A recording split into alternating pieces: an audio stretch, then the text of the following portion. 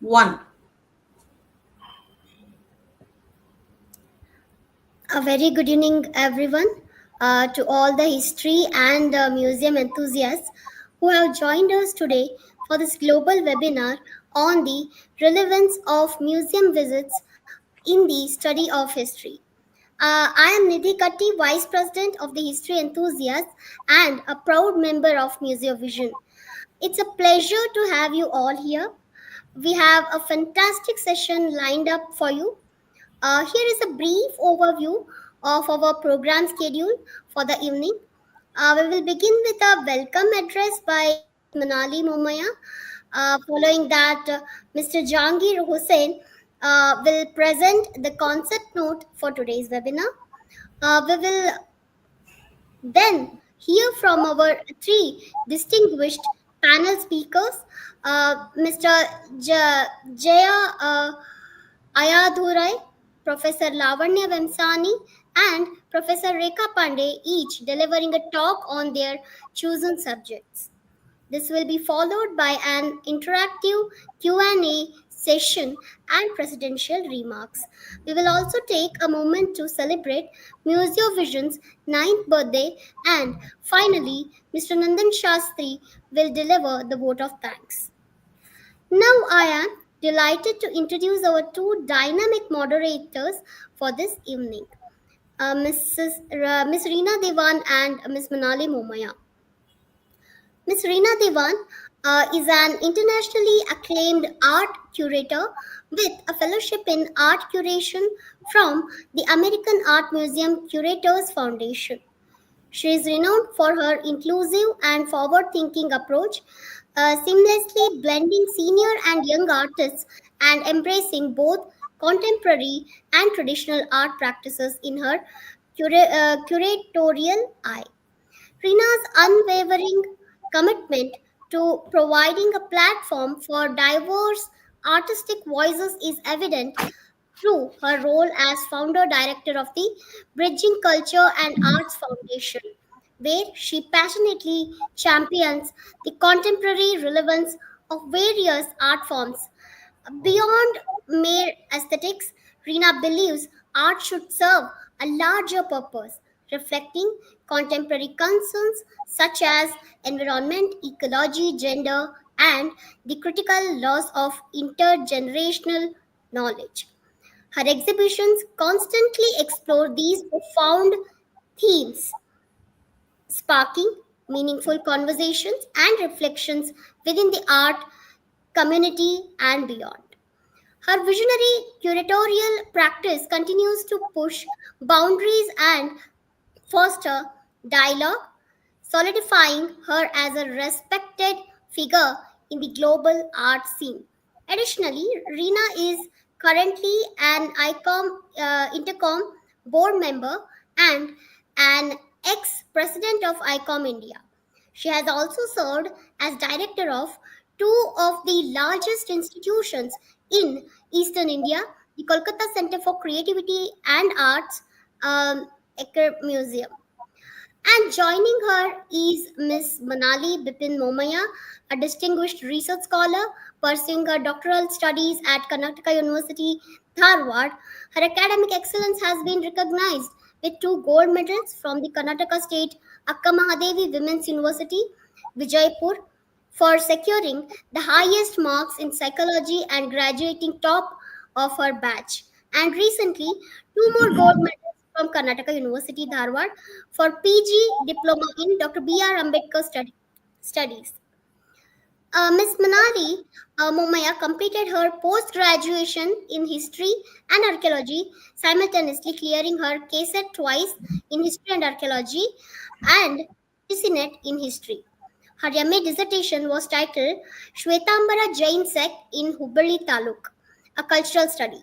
She is currently pursuing PhD as a senior research fellow with the topic Idealistic and Materialistic Interpretations in Jain and Buddhist Philosophies, a historical analysis. She has completed four PG diplomas in epigraphy, Jainology, Dr. Ambedkar studies, and archival and Modi script studies. A prolific scholar, She has presented over 50 papers and published over 20 in various reputed publications. Her research interests span ancient Indian scripts, philosophies, heterodox sects, history of science, contemporary social issues, and feminist and Ambedkarite thoughts. During the 2020 COVID 19 lockdown, Manali, along with me, founded the History Enthusiasts, an online association that started as a small idea and a YouTube channel and has now grown into a registered organization with several hundred members. Together, we have successfully organized over 150 lectures, several panel discussions, interviews, and book reviews. Manali's vision, along with her team, is to foster a vibrant community for history lovers and popularize local, regional, subaltern, and feminist history. Together, they will guide us through what promises to be a very insightful discussion. Over to you, Arina ji and Manali. Thank you very much, Nidhi, for introducing us and outlining the program. On behalf of myself and the entire team of the History Enthusiasts and Museovision, I extend a very warm welcome to everyone present here today. Firstly, to our esteemed panel speakers, Professor Rekha Pande, former Head Department of History and Center for Women's Studies, University of Hyderabad, Telangana. Professor Lavanya Vemsani, Professor Department of Social Sciences, Shawnee State University, Portsmouth, Ohio, USA, and Mr. Jeya Ayadurai, MBE, Director, Singapore History Consultants Private Limited, Journeys Private Limited, Hoppa Villa and Health Museum, Singapore. We are truly honored to have you all with us today. A special welcome to Mr. Jahangir Hussain, Honorary Chairperson, ICOM Bangladesh, and Director General, Heritage Foundation Bangladesh, who is also the coordinator for this webinar. We are also delighted to welcome Dr. H.M. Siddhan Gaudar, former Director, Department of Archaeology, Museums and Heritage, Museum Professional from Karnataka, Bengaluru. Mr. Nandan Shastri, a museum professional, admin of Museovision since its inception in 2016, and Honorary President of the History Enthusiasts. Welcome, sir. I also welcome Mr. Ashwin Kumar Panchal, admin of Museovision's Indian Overseas Chapter. A warm welcome to my fellow moderator, Ms. Reena Diwan, and Ms. Nidhi Katti, founder vice president of the History Enthusiasts. Finally, I extend a heartfelt welcome to all the members of the core group of Museovision and the History Enthusiasts, to all our participants, because without you, this webinar cannot be a success. So all the history and museum enthusiasts across the globe who have joined us, your presence makes the event truly special. And we are thrilled to host this global webinar focusing on such a crucial topic.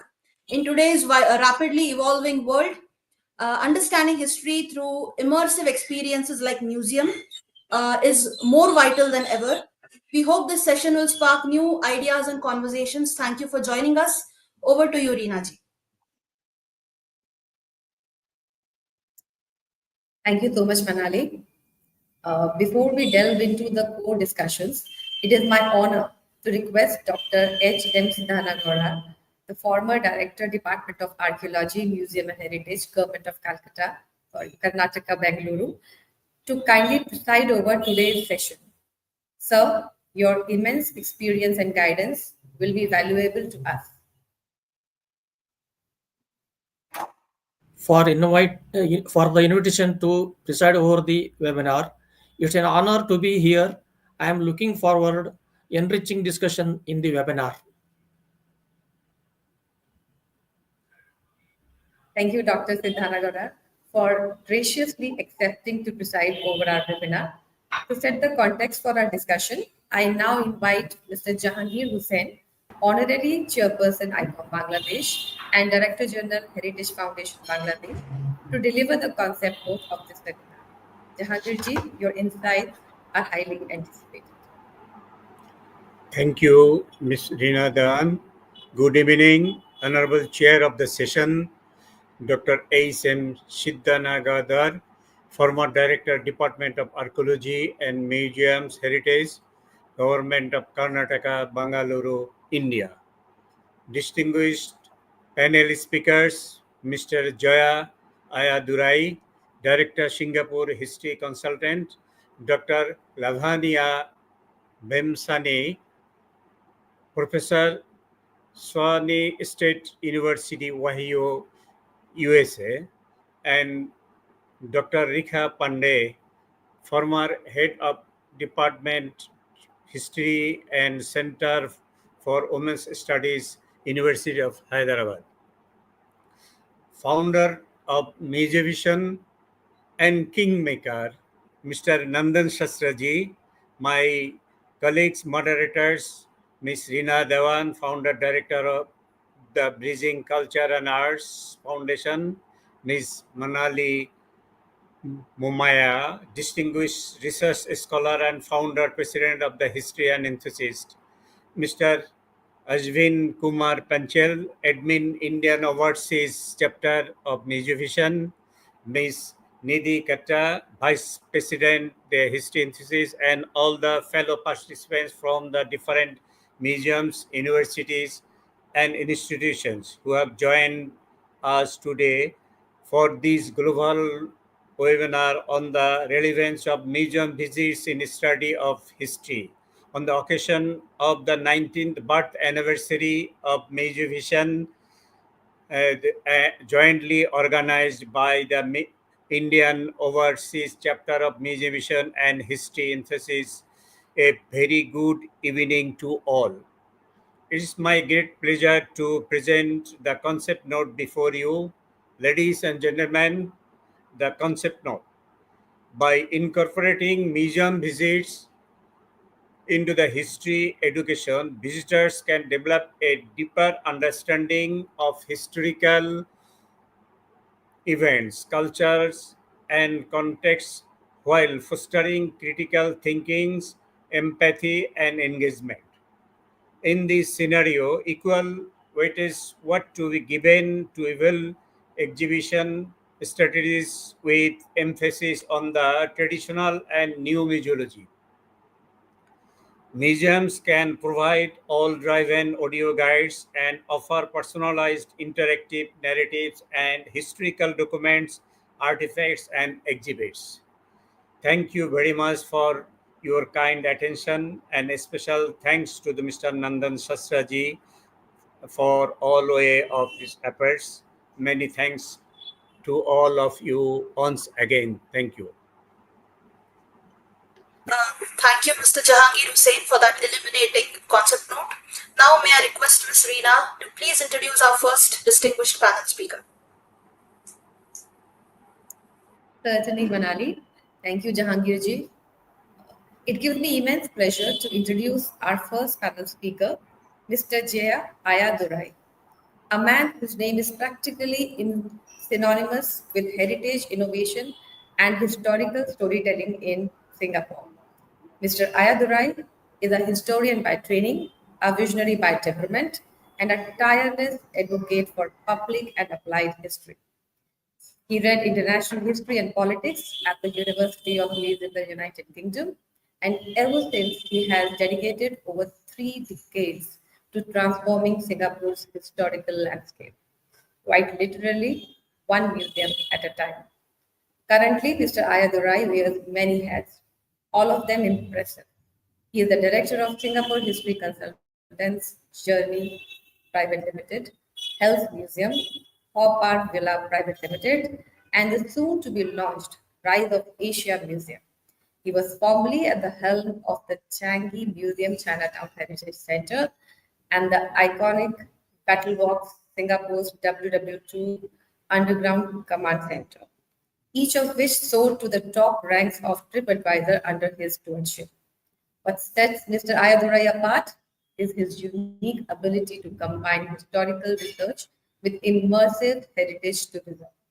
Under his leadership, private sector museums like Health Museum and Haw Par Villa have not only captivated audiences but reshaped how death, myth, morality, and memory are interpreted in the Asian context.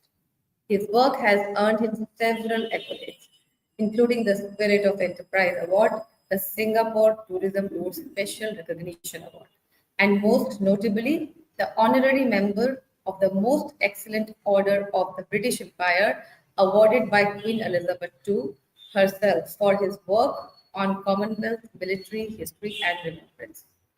Beyond Singapore, Mr. Ayadurai has presented his insights at international conferences in Korea, UK, Turkey, USA, and Australia, often emphasizing how private sector heritage initiatives can drive sustainability, cultural diplomacy, and educational outreach.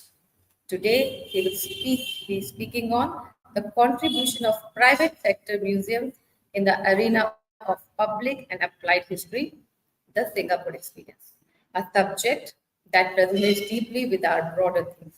Mr. Ayurai, the virtual floor is yours.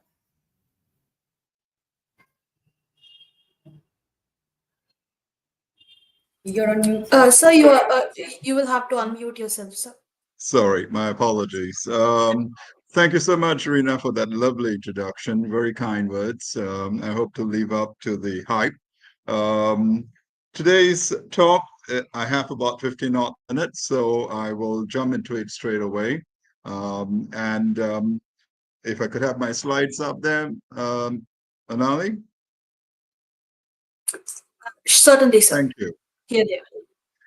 And as the talk focuses on private sector companies and in the applied history arena, and within the context of Singapore, I thought I'd just better give you some appreciation of how I perceive them. When you look at private sector companies, you're looking at companies that are not government-owned or controlled by the government. And in the heritage world, that is important because national narratives tend to dominate government-owned enterprises in heritage. Now, so in terms of private sector, you're looking at individuals, partnerships, corporations. And while companies have their primary focus as profit, the reason I stepped into creating a private limited company in heritage was to enable me and provide me with the necessary financial discipline and funds to actually do what I love. That is the work of history. Now, so that's what I mean by private sector companies. That means they're not connected or controlled by government bodies. Now, in terms of public history, the audience that one talks to in public history are not academics. They are essentially the general public, and you reach them through museums, historical societies like the one we are in at the moment, and even as things as simple as heritage tours for schools. You're reaching out to the community at large to share with them an appreciation of history. And you're sharing with them the content essentially in many different media forms. Applied history, however, has a purpose. It uses history to achieve a contemporary end. And in terms of my firms, that could be in terms of achieving greater community understanding and creating community space, or it could be in terms of international politics, of creating reconciliation among former enemy combatants through remembrance ceremonies. So there is an objective beyond the scholastic appreciation of the subject itself. Now, in terms of it being in Singapore, Singapore is a fascinating country. It actually has an ancient history going back 700 years, to which its population is only now starting to discover. And it's now coming into greater focus in terms of heritage studies and appreciation by schools and the general masses itself. We are a country that was transformed in a very short time from independence in the 1960s, from a third world country to a first world nation. My generation is a special generation. It's what I call the transition generation. We saw a little bit of third world Singapore, but we grew up in a very fast modernizing Singapore and in the first world. And it is a country that's now rediscovering its history. It is also not a country that I would describe as a liberal democracy. It's certainly a democracy, but the government plays a significant role in the running of this country, be it politics, economics, or history. And one has to function within that scope itself. now some background. Where I'm concerned, I'm a third-generation Singaporean. My family line hails from northern Sri Lanka. I'm Ceylon Tamil, but I am born and bred in Singapore. Singapore is home. Southeast Asia is how I perceive myself in terms of the region. But the love for history, and my background is in military history. I used to teach military history, but decided after several years in the Ministry of Defense that I wanted to do something in the private sector to change the perception of history and get more Singaporeans to love it. It was at a time when even schools were dropping history because there was a ranking system. And I thought it was important that I come out of civil service and do something to encourage the growth of history in Singapore. And also because I got tired of seeing all the museums in Singapore having the same narrative because they were all government-owned museums. Since then, we've set up several private sector museums, but museums that were government-owned, but we leased from the government the buildings to run the museums, and we pay a small rent. In terms of how we have grown, we started off with Singapore History Consultants as a research house. And from a research house, we also started doing programs, educational programs for schools and other institutions. And then organically, we grew by setting up different companies, Journeys for Tourism, Changi Museum to run a museum. And in the process, we started running several museums, which I will talk about in greater detail in a short while. I'm sorry, I'm running like a bullet train simply because I feel it is important to keep it in the time. And when we started running museums, as a private museum company, we felt that we had to find different means to reach out to an audience. One of the biggest ways in which we could reach out to an audience is by tours. So all our museums created tours that brought thousands of children on what became learning journeys. They would come to our museum to use it as a window to see the rest of the tour and to other places on a thematic outline. And the museum would expand the appreciation of that focus. For example, if it was Changi Museum, it would be connected with visits to other war sites. If it was Haw Villa, it would be linked to other cultural sites. If it was a Haw Villa in religion, then you'd go from Haw Villa to a temple, like the one that you can see, a Hindu temple in Singapore. And through these means, pre-COVID, we had up to 50,000 kids coming to our museums and then going on to other sites to our educational tour programs. These programs were for schools, it was for ministries, because there was an interest in national education, getting to learn about your country, and both schools were provided with funds to go on these programs, as well as adults in the armed forces and other ministries. And we created programs that linked it with the museum, and that's how the museum increased its visitorship. We also went into public history by having a research arm that would tender for projects, that would write storyboards around the country. So we did the research and then did the copywriting for historical storyboards around the country that shared the history of a particular locality. We went into writing brochures for National Heritage Board and other organizations because the quality of research was very strong. The writings were well written. And when we ran museums, we made it a point to also publish books via the museums. And we would publish books where the topic were not focused on being a bestseller, but focused on where there was a lacunae in knowledge in that particular museum topic. So, for example, our first publication on the Changi, story of Changi, was about the postal system that was run by POW's prisoners of war in the Changi prison camp, World POW camp. And it was not going to be a bestseller, but it would record a very critical part of history. And so publications was another important way of reaching out to public history. And because we had a research arm within the museums that we ran as part of the group of companies, we would tender for major projects, research projects, but these research projects were only the tip of the iceberg. From those research projects, we would then go on to produce books or brochure, booklets and storyboards and heritage trail. And what I have in front of you is one example of it. This was commissioned by the Sports Hub, which is where the National Stadium and other sports facilities are run by Sports Hub Private Limited. It is situated in Kallang district of Singapore. And so we were commissioned by Sports Hub to write the history of Kallang with special emphasis on sports, arts, and heritage. And it, as I said, ended up with markers all around the location, a booklet.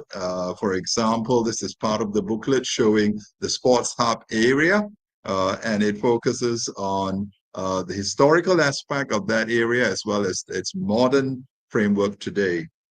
So these were important original pieces of work that were being expressed via heritage trails, historical markers, as well as tours along and booklets along the site itself. So that's how museums can play an active role in community. Now, let me talk about the museums we ran. Our first museum that we took over was the Shawnee Museum. We ran it for 18 years until the National Heritage Board decided to take it over. And when we started this museum, the focus was on the prisoners of war at Changi, the civilian internees at Changi, and the history of the Japanese occupation of Singapore. And when we took it over as a private museum, but owned by the state, we had the freedom and editorial freedom to recreate the art, the storyboards and the storylines within the museum itself. It very quickly became the #1 museum in Singapore, and achieved a lot of recognition overseas and locally. And we made it a point that it had to be a living museum. It was connected to the schools, connected to the community. It was connected with the families of POWs who were stationed in Changi, and we would help them get through that history. And so we made ourselves relevant to the community, and we felt that was important. Other museums that we ran in the past was like the Chinatown Heritage Center. We did the original research for the Heritage Center, and 20 years later, we actually were appointed to run the museum, and all these museums are run at our own cost. And in some cases, we actually pay a rent, sometimes small, sometimes large, to the state authority that owned that particular building. Again, we were able to move this museum to high recognition because it was connected to the community and it would tell a powerful story using things like audio guides. All right. Another museum that we ran was the Battle Box, which also became a #1 museum in Singapore and #6 in Asia. And it shared the story of the Battle of Singapore. In one of the chambers underground was where the general defending Singapore, General Percival, made the decision to surrender Singapore to the Japanese on 15 February 1942. So it's an important historical site. It is a museum that tells the story of the last few days of the Battle of Singapore, and it gave us the opportunity to share with Singaporeans the strategy and tactics that led to the fall of Singapore. And our current project is Haw Par Villa, which is a 8-hectare cultural park. It ostensibly focuses on Chinese culture, literature, history, and focuses on religion, Buddhism and Taoism. But if you analyze the 1,000 sculptures that are there, you will find that it also has a tremendous amount of Indian connections brought in through Buddhism and other aspects. So, for example, there's a huge sculpture of the goddess of mercy, Kuan Yin, but Kuan Yin originally was the Indian monk Avalokiteshvara. So we've been able to show how two civilizations, their ideas actually merge together through this through this wonderful cultural park. And within the cultural park, we were also able to build Hell's Museum. So what you have there is a map of Haw Par Villa, half of it, which is open to the public, about 4 hectares of land with wonderful sculptures. And within the park, the blue shaded area is Hell's Museum, our latest project. So Haw Par Villa and Hell's Museum are a major project for us because we want to move Haw Par Villa towards a World Heritage Award. I was part of UNESCO that successfully recommended the Botanical Gardens in Singapore as our first World Heritage Site. And what was applicable to the Botanical Gardens is actually applicable to Haw Par Villa. And within Haw Par Villa, there was a famous 10 Courts of Hell, which is ostensibly Taoist, but actually the Taoist 10 Courts of Hell were created by the merging of Hindu, Buddhist, Taoist, and Confucianist ideas. And when you go into the 10 Courts of Hell, which reflect the treatment that you get if you've done wrong, you also find Yama as one of the judges. And Yama, of course, is of Indian origin. So, and this museum currently is the #1 museum in Singapore in terms of specialty museums. So we've been quite successful in getting the museums out there in the public. Many people have started to write about the museum because of some of the innovative ideas we have suggested in the museum, which I'll talk about later. Now, private museums face tremendous challenges.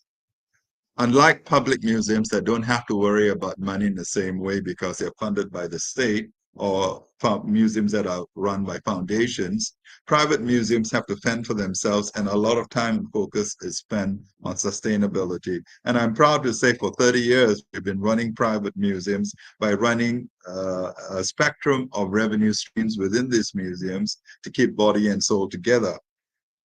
And they face the challenge of funding, they face the challenge of personnel. By the nature of things, you've got to keep costs down, and so the number of people you hire also has to be small, otherwise manpower cost overruns all other costs, and manpower cost is very high in Singapore. Now, the other challenge is private firms in Singapore bid for government museums to run it. In many ways, we're paying rent for the government to do the government's job in some sense, all right? And when the tenancy agreement comes to an end, you may or may not get a renewal of that, depending on the competition that comes in that wants to take over the museum. In our case, what we do is, because we are a small team, we only tender for museums that are important for Singapore history, and we tender for museums that are in trouble. And if those museums start to deteriorate and fall apart and disappear, important slides of Singapore history will disappear. So my team only tenders in for critical museums that or heritage sites that are important for Singapore history and are in danger and at risk. And what we do is we take over a difficult museum, we refurbish it, we get it reorganized and tell a new story or a better story, and we get it to become sustainable. At which point, eventually the state takes it away from us and passes it on to someone else for more money or for other purposes. All right, and that's how we've managed. Our agenda is very clear. We are focused on Singapore history and keeping it alive and well, and we do it through the means of a private company. Now, the other issue is accessibility. Singapore is a small country in which the government is the biggest player in town. As I mentioned earlier, both in economy and in politics and in heritage, it dominates. So you will run into the government all the time, and you need to understand what their needs are. And they are both a potential client as well as a competitor, because the state also sets up heritage companies that may compete against you. And so you've got to be aware of that also. So it's an interesting environment, but we've survived for 30 years and we will continue to survive because as a private sector company, you can turn on a dime and you're not bureaucratic, and you can move fast, and you can spot opportunities, where others thought there were problems only. And so we have been able to survive on that basis. Now, let us talk about the benefits or the characteristics and the contributions that private museums make and why they do so. Firstly, private museums are extremely innovative by necessity, all right? By necessity, because to maintain sustainability, you've got to be quick on your feet, you've got to come up with interesting ideas, and above all, one never forgets that one's objective is education.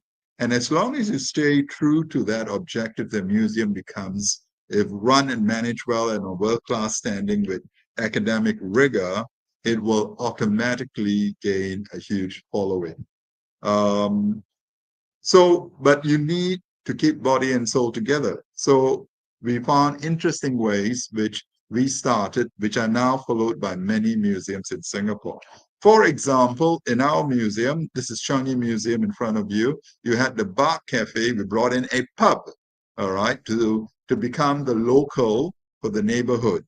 And it gained, and it had good food, and it had clientele that came in from 10 in the morning till about 2 in the early morning.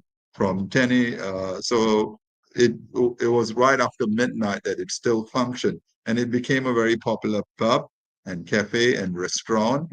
And for us, it was important that this restaurant was successful for 2 reasons. One was footfall. As people come for the food, they eventually drop by the museum and you increase your visitorship.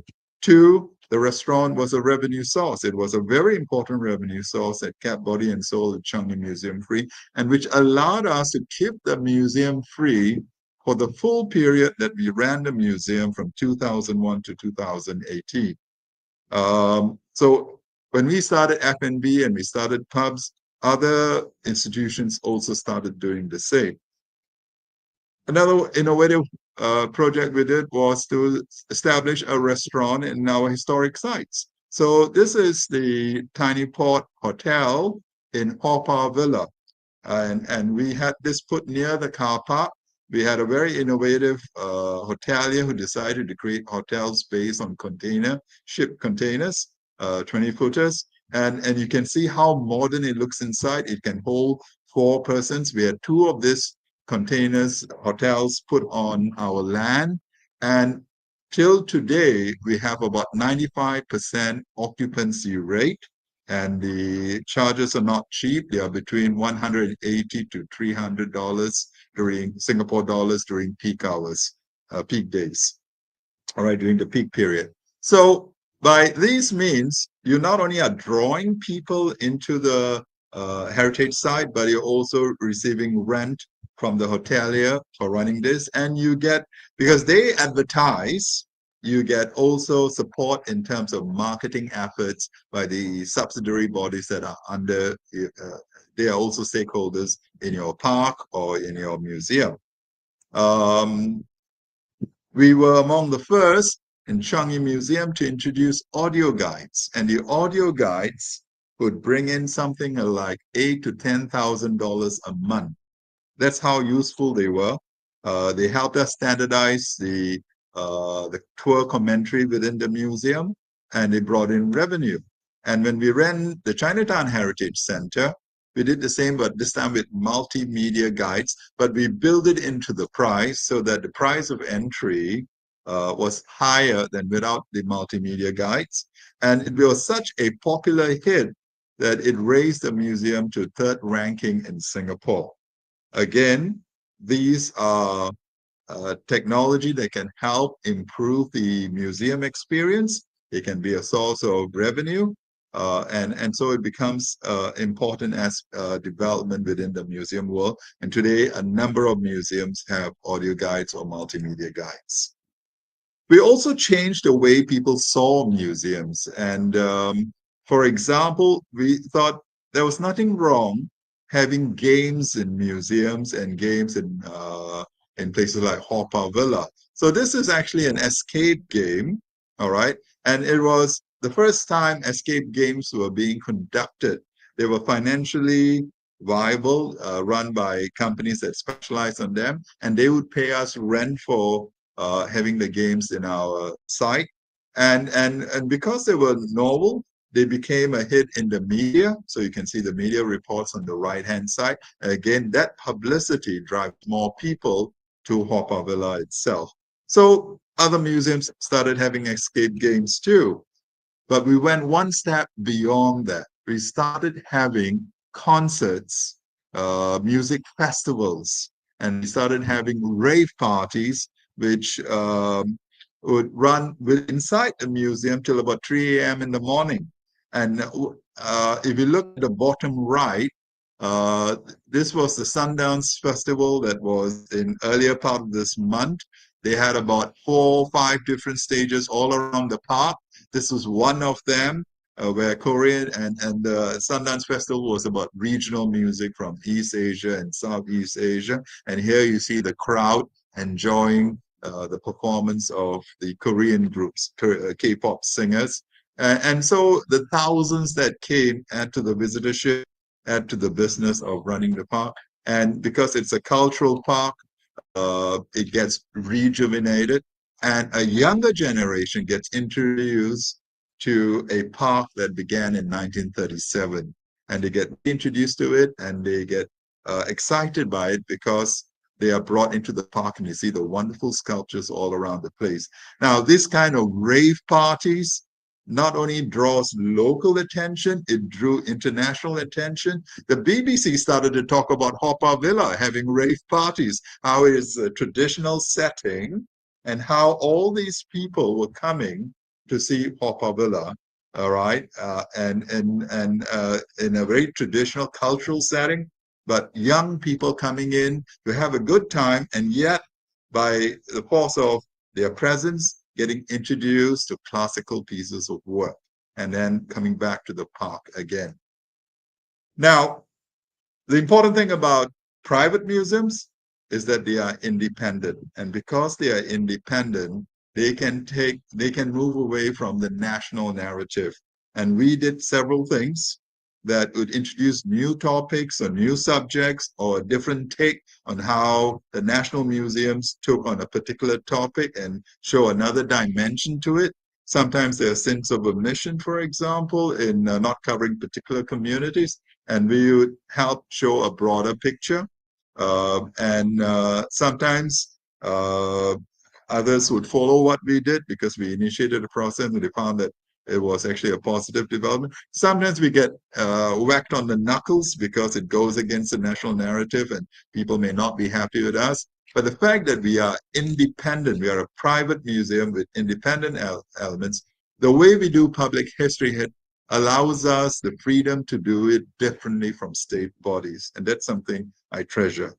To give you an example, all right, when we ran the battle box, when you look at Singapore's military history shared in the public, because we were occupied by the Japanese and terrible atrocities took place and we lost a lot of people, when we became independent, we made sure we had a strong army. Now, what happens is that to show that we cannot depend on others, a lot of the history focused on the suffering our people went through occupation. Now, but what we did was when we took over the battle box, we focused on the strategy and tactics of war and why Singapore fell, and not so much the story of occupation and victimhood. And now the school textbooks have changed to reflect that history too. So you can actually change local perceptions of history. Now, Hell's Museum is another example. We took on a taboo topic. Most standard museums would not talk about death and the afterlife.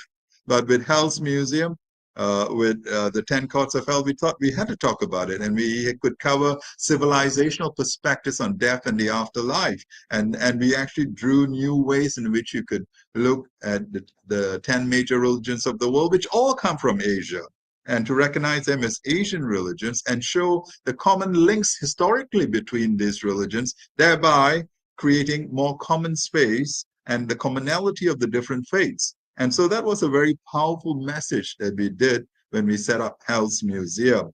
Another aspect was we made it a point as we started as Changi Museum director, I used to have commemoration ceremonies. And I noticed that when we did commemoration ceremonies, we tried to bring everyone together, the Commonwealth countries and so forth. All right. But we found that when in Northeast Asia, when you have commemorations, it was as if the war was fought yesterday, and there's a lot of wounds will open up again, and there was a lot of raw emotion being expressed and a lot of military parades. So what we did in Singapore was not only did we get the Commonwealth countries to join us in a committee for commemorations, we also brought the Japanese in, showing how, after 70 years, it's possible to reconcile and former enemies can become good friends. And Japan is an example of a great democracy which has never gone to war since. And so we bring Japan back into the fold in a history that they never used to share. And if you can see the picture at the bottom right, you see the Japanese community also have laying surus as the rest lay poppies. Now, I'm going to share with you a video where we brought all these countries together. Manali, can you please play the video? Absolutely, sir. Here it is.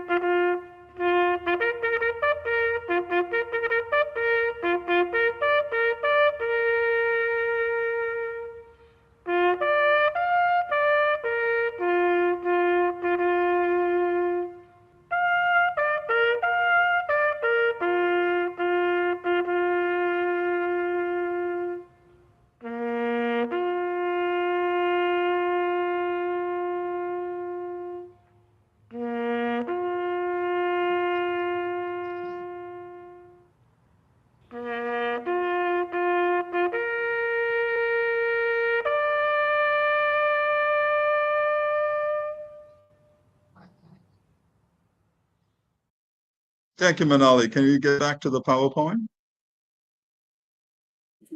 Yes, sir.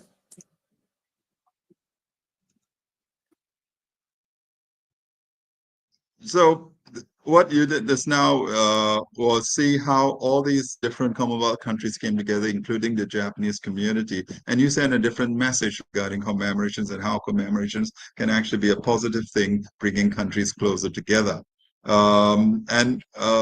From a Singaporean perspective, it was not normal that we included all these countries in the past. Today, because of our actions, it's now seen as more and more common to include other countries in our commemoration services also. And it's a great way to teach values. Museums don't usually play a role, they just have history on their board.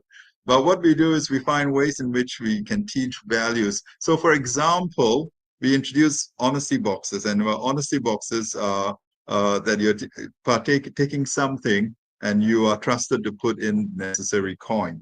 So fish feed, for example, there are lots of fishes in our ponds in Haw Par Villa. And so kids love feeding the fish and the terrapins, and we charge $1 for that. Or if you go into a particular exhibition that's doesn't have anyone manning it, then you're expected to $2 in to visit that gallery. And because we have lots of statues and people like to pray, we have jaw sticks, but we put an honesty box for you. Whenever you take a jaw stick, you pay for it. So what we've done is activities take place around the park. We monetize the activities like Kautilya and Arthasastra says, the higher the activity, the better the economy, as long as you monetize the activity. And so we have created activity in the park, we monetize it, it's a source of revenue, but it's also a happy activity that people can partake in the park itself. We think about private museums. they're willing to experiment. And when we had our first museum, because I was trying to get our national museums to go free, we made our museum free. For 18 years, we created revenue streams that kept body and soul together. Eventually, our national museums also became free, but only for our own citizens. And we, like I said, we were willing to take on taboo topics and make it an academic study that made it relevant to the community itself. So my point of view is that private museums have an important role to play in both public and applied history. And sometimes we get our heads knocked for being too adventurous in our thoughts, but we feel that it's an important way in which you can be a catalyst for change for other museums in Singapore. And so far in the last 30 years, we've been successfully doing that. Thank you.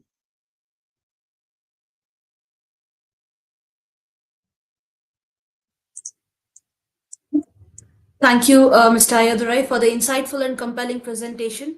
Your overview of Singapore's private museum landscape highlighted how these institutions are not only preserving and promoting heritage with innovation and flexibility, but also offering dynamic alternatives to the traditional museums that we have.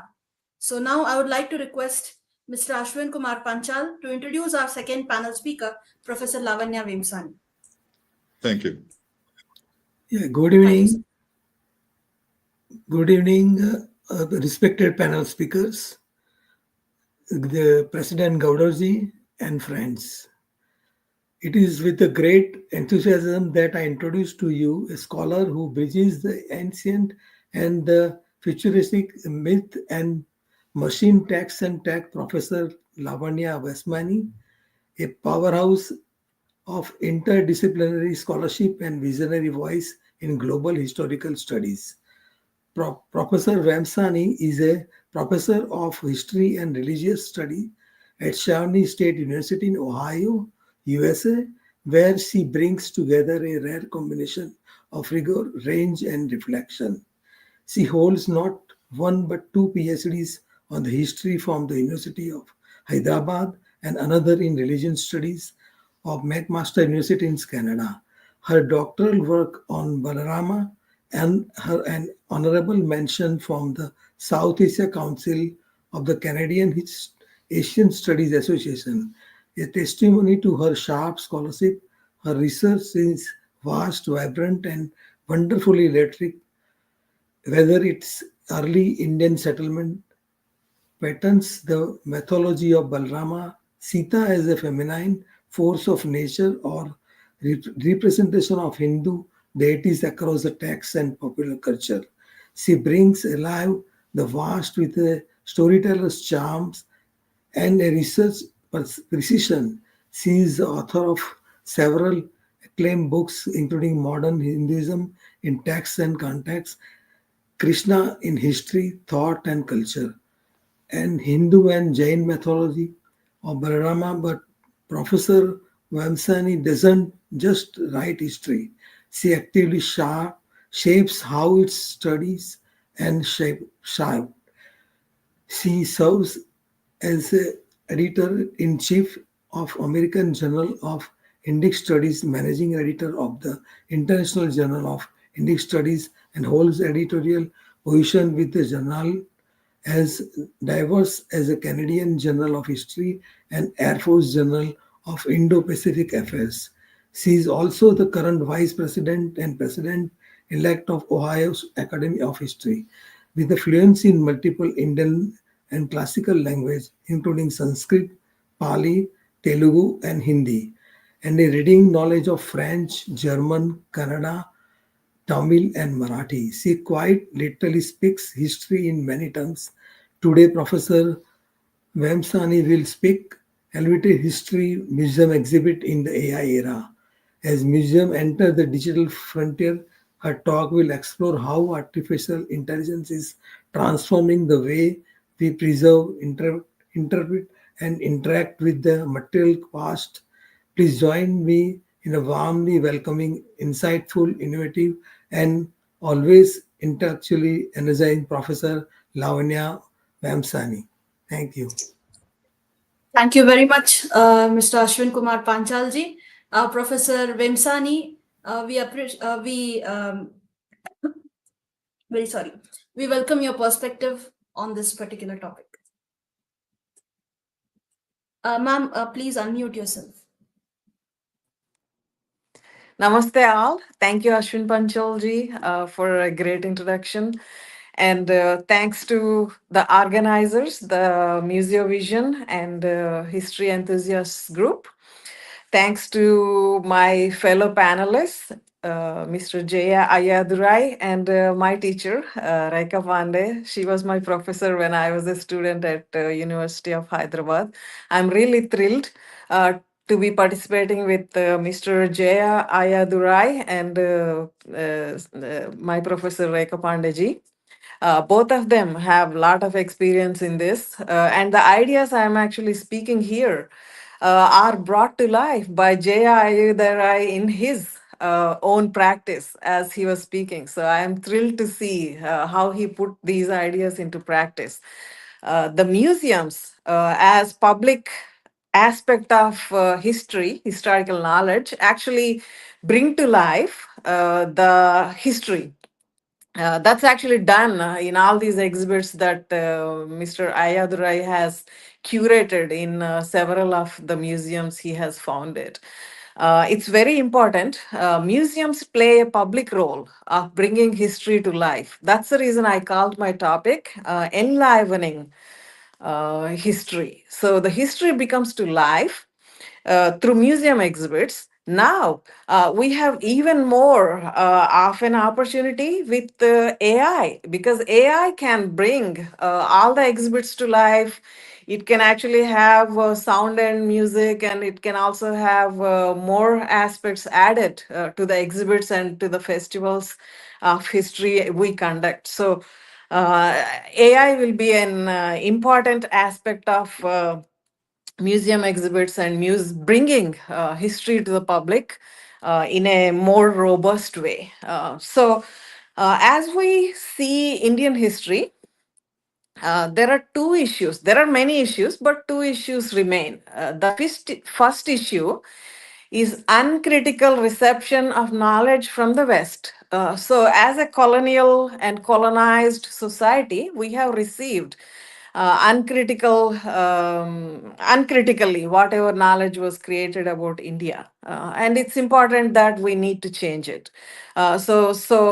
And colonial administration treated the subjects as muted subjects and our history and culture as their own property. So they did not give us due importance. So as we recover our history, as we try to recreate our history, the most important thing that we need to do is to present our history in our own terms. This can be done not by just creating textbooks and writing books, but also by involving museums and the public. The most important voice that is missing from all this recovery of history, decolonization of history, is actually public voice and public participation. So the museums play an important role to bring this public into the knowledge creation and knowledge dissemination. So this is where AI can play a very important role. Uh, so um, let's take on what's wrong with this.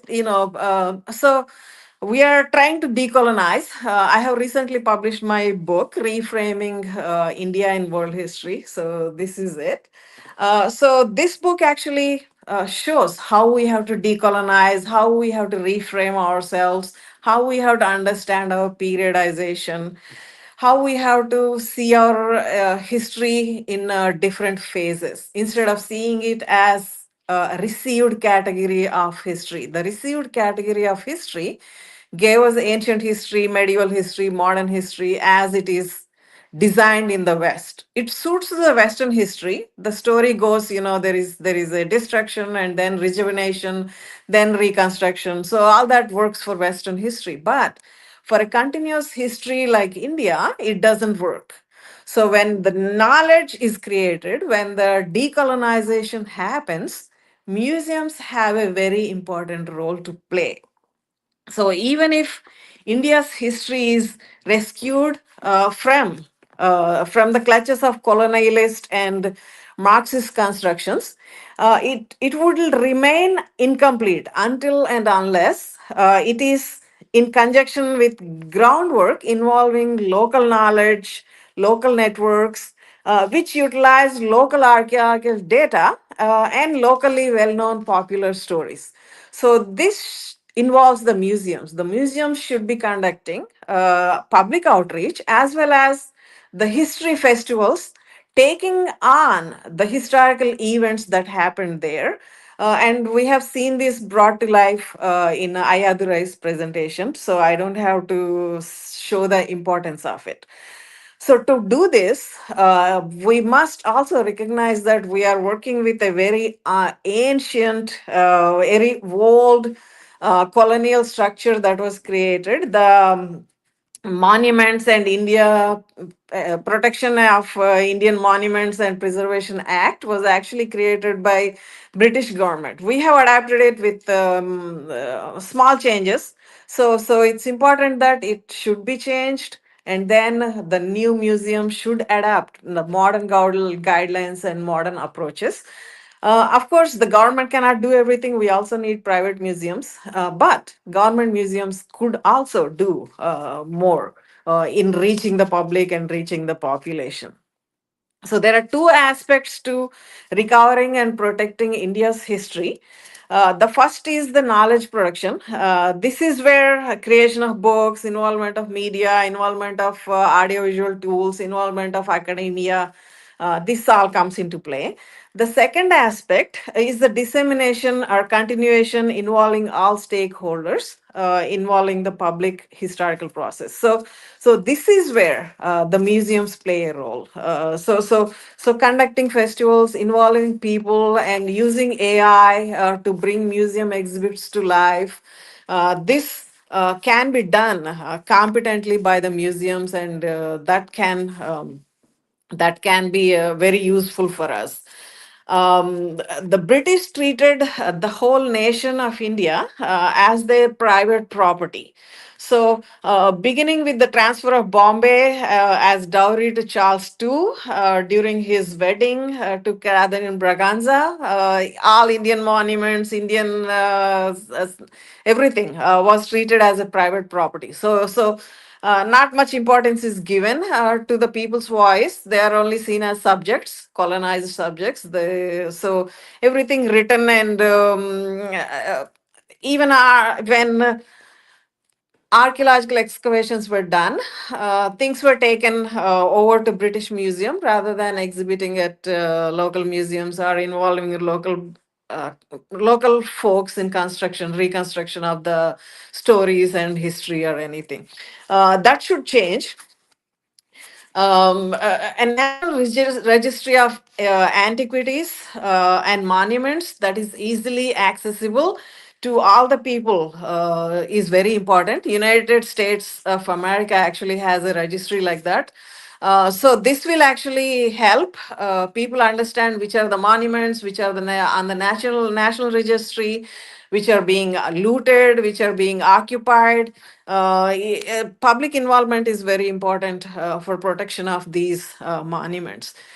For example, even the national and internationally recognized monuments like Hampi, we have seen videos of how people went there to destroy the pillars. So it's important that registry is maintained, people's involvement is very important. So museum involvement and then people's involvement. So this can only be brought through organization of festivals, through recognition and through construction of things that bring back knowledge of culture, folk arts, sports, and culture. So these are very important. These should be constructed.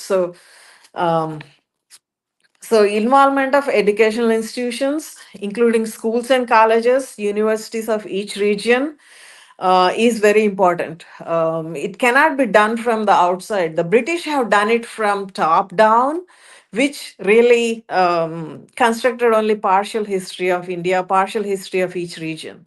That should change as we move forward. It's very important that that happens. And AI is an important tool.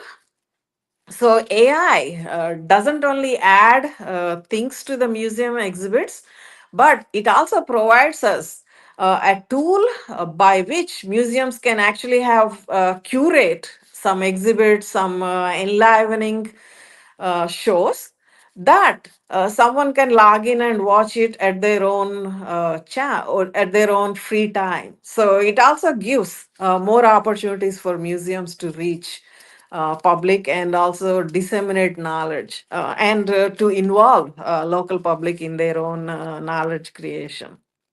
So so for the colonized population of India, this is an important aspect. So coming out of this colonized subject, muted subject mode to into participation and using AI tools will bring more knowledge into accessible and closer access to the public. So this will help us change the colonized aspect of history and also how we understand history. And the museum role is clearly understood at this stage. So I did not prepare a really long presentation for this because they told me it was only 15 minutes of presentation. So with this, I stop here. Thank you. Thank you so much, Professor Vemsani, for shedding light on the fascinating possibilities of artificial intelligence in museums, showing us how technology can truly enliven history for future generations. Before I request Manali to introduce Professor Rekha Pande, I want to bring it to the attention of the audience members that the third and final talk will be followed by a Q&A. So please post your questions in the comment section. Over to you, Manali.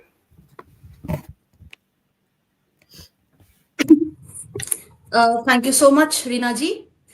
It is with great delight and deep respect that I introduce today's third panelist, a scholar whose work sits at the rich confluence of history, gender, culture, and social justice, Professor Rekha Pande. Professor Pande is a renowned historian and feminist scholar with over 4 decades of teaching and research experience in some of India's most prestigious institutions, including University of Hyderabad, Maulana Azad National Urdu University, and Allahabad University. Her academic journey is rooted in the belief that history is not just about the past, but a lens through which we understand power, identity, and change. She has been the head of the Department of History and founding director of 2 centers for women's studies at both the Hyderabad Central University and MANU. Her leadership of the Women's World Congress in 2014, held for the first time in India, remains a landmark in the history of feminist scholarship in South Asia. Professor Pandey's scholarly contributions are staggering. She has authored or edited over 25 books and published nearly 200 research papers across national and international platforms. Her research navigates a wide spectrum from women's cultural representation in Deccani miniature paintings to the study of Bhakti saints, Devdasis, and the socio political histories of gender, labor, violence, and health. But she doesn't stop at writing history. She builds institutions, mentors future scholars, and shapes policy. She has guided 24 PhDs and 46 MPhils, directed 42 research projects, and has held visiting fellowships and professorships at institutions across the globe, from London and Paris to Buffalo and Bristol. She has also served on editorial boards uh, of international journals like Palgrave Communications, International Feminist Journal of Politics, and Foreign Policy Analysis. Today, Professor Pandey will be speaking on Salar Jung Museum and its relevance in the study of history. Her talk will take us through the unique historical and pedagogical value of one of India's most iconic museums, a museum not merely of objects but of global civilization in conversation. Please join me in welcoming the incredibly accomplished, endlessly inspiring Professor Rekha Pande. Ma'am, the stage is yours. Thank you very much, Manali, for that wonderful introduction. I'm really very happy to be part of this and having listened to Lavanya, I felt very happy, that our students still remember us after so many decades. So, today I'm sitting in the US now, and speaking about Salar Jung makes me very nostalgic, talking about my home state. And so I thought, I'll be speaking on the Salar Jung Museum. Manali, can you put the slides? I can't see them.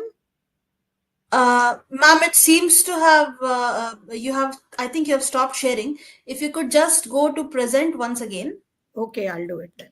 Fine. and it will already be uploaded. You just have to click on it. Okay.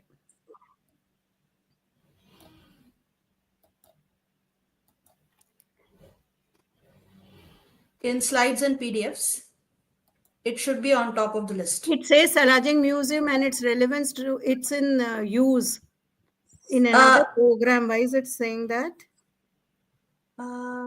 I do not know, ma'am, because it's not showing here. Have you joined from a different device or? No, here only. Oh, okay, ma'am. Let me just upload it then. No problem. Give me a minute, ma'am.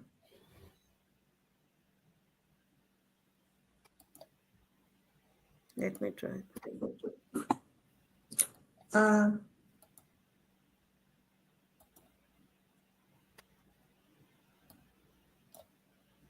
Worries, ma'am. I'm uploading it from my side. It shouldn't take much longer.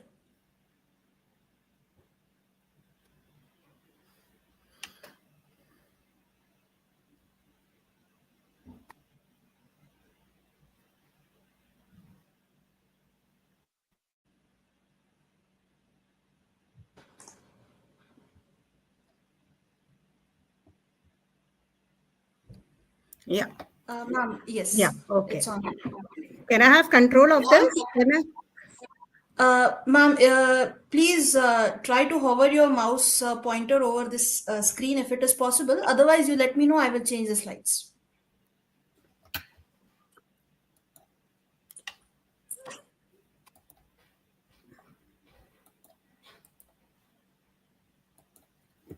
I think I will have to control the slides.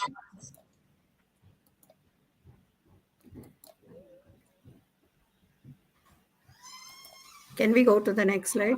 This is going to be difficult. Yeah. So, I would really like to start by asking the first question is, what is the connection between museum and art? When we talk of a museum is where you store historical, scientific, artistic, or cultural interest exhibits. And art is generally kept in a museum. When we talk of art is a deep and complex manifestation of human creativity, intelligence, and emotion. How we communicate with other people, how we exchange ideas, and art really conveys an essence of human condition. When we look at, a painting, a sculpture, a literature, music, dance, or film, or architecture, all of them are forms of art that reflect cultural and historical and individual backgrounds. Next. So, art really becomes more than just an intellectual or artistic endeavor, especially, for a person like me who's very passionate about cultural narratives. And it becomes a very important way of reclaiming underrepresented voices. In fact, if you want to dismantle Oriental viewpoint, we want to promote individuals like, my own work on Mahalakhabai, Chanda, when we want to redefine feminist discourse, then I think it becomes very important to have a museum because, it is through art and museum that we may alter views, we can challenge the prevailing narratives, especially when we are talking of a person like Mahalakhabai. You already have a narrative about how the Tawayafs were there, how the courtesans were there. But then when you really go to a museum where you look at Mahalakhabai's, her own collection of poems, her own intellect, you can really change the narrative. So it is, it is this curiosity about art that piques one's interest. Can we change? Yeah. So it is, through a museum that we can learn history by providing both tangible and an experience, accessible way to experience artifacts, documents, and stories about the past. It kind of, you are able to connect historical objects, events, and culture through these physical objects. And this will be having a much more impact than reading about something in a textbook, because here you can really see that artifact, you can experience it. Therefore museum become a repository of our collective heritage. They can preserve and showcase the important pieces of past, and educate the public as to how civilization has evolved and developed over a period of time. Now, we can learn a lot of history in museums, especially through an interactive experience, because I saw the earlier two presentations, in Singapore and other places, you have a lot of these interactive experience where they offer you hands-on exhibit, multimedia presentation, there are guided tours. It can also showcase different kinds of perspectives of interpreting historical events, forecasting, critical thinking. And a museum also becomes a way to highlight local history, culture, and makes the individual more connected to their community and heritage at large. So definitely, museums play a very major role in preserving artifacts, in curating exhibits, and also help in visual learning, where we can get a deep understanding about a particular object. And in my own work for the last 4 decades, I feel that, museums have, especially a museum like Salar Jung Museum, has really helped me in preserving the primary sources, because it houses a lot of these original manuscripts, and we have direct access to them. And I can see the handwritten poetry of Mahalakha Bai. I could see a lot of jewelry, and which, an experience which no textbook could capture. Museum also highlight certain historical themes, movements, or figures, where one can look at different exhibits, look at photographs, paintings, and this can really create a lot of interest among students. Museums also help in encouraging a lot of critical thinking, because, in a textbook, if there is a narrative, there is you only have to present another narrative. But here, by seeing a certain artifact, by exploring feminist discourses, we can definitely when we are talking in terms of interrogating colonialism, or certain gender biases, it would add a lot of meaning. And Salar Jung Museum in Hyderabad is a great place to learn about history, not only the history of Hyderabad, India, but also the world. It has a collection of arts and artifacts from different civilizations, which includes paintings, sculptures, royal antiques, and weapons. So, what it does is it not only educates us and familiarizes us with our own local history, our Indian history, culture, and civilization, art and architecture, but also that of the world. It has a collection of sculptures, paintings, carvings, textile, manuscripts, ceramics, metallic artifacts, carpets, clocks, you name it, right from, Japan, China, Burma, Nepal, Persia, Egypt, and Europe.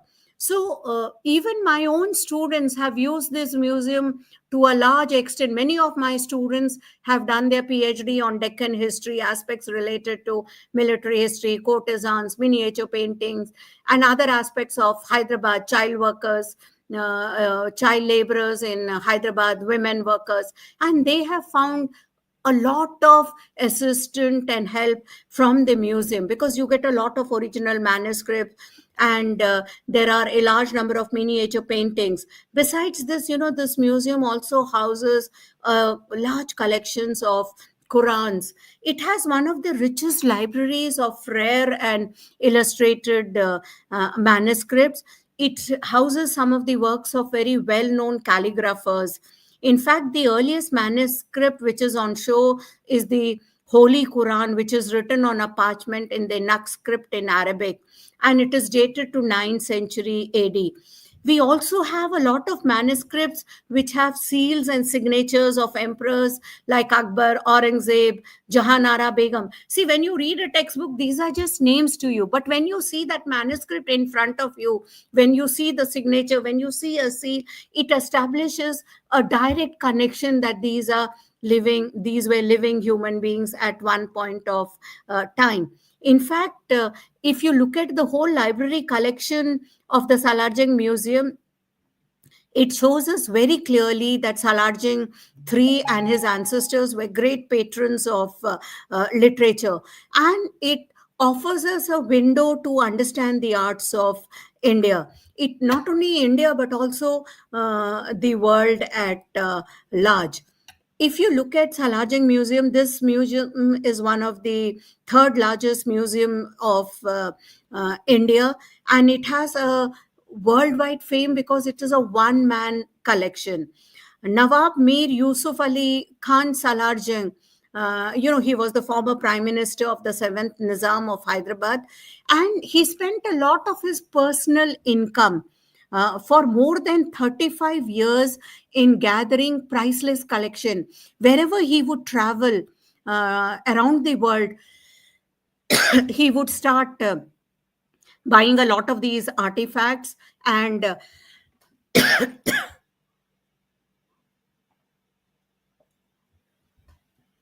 in fact, even knowing his love for these artifacts, a number of visitors would also come to him. They would bring him a lot of these unique pieces from throughout the world, and his palace, ancestral palace, which is known as the Diwan Dori, forever, it was thronged with sellers of wares from all over the world.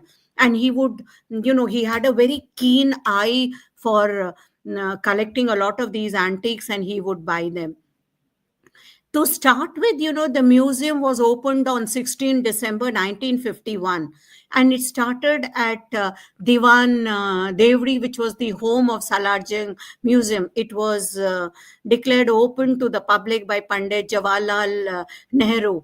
And I was in class 5. You can very well imagine how many years back, more than 60 years back, where I visited this museum.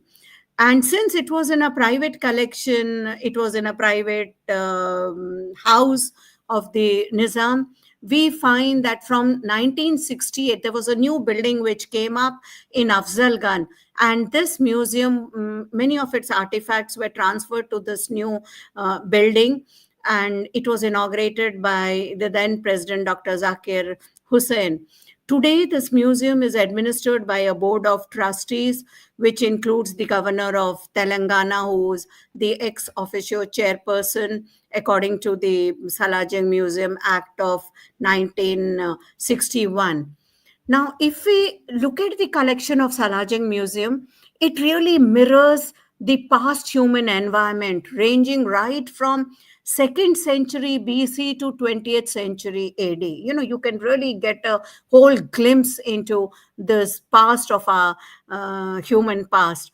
And it has a collection of more than 46,000 art objects with 8,000 manuscripts and 60,000 printed books in its collection.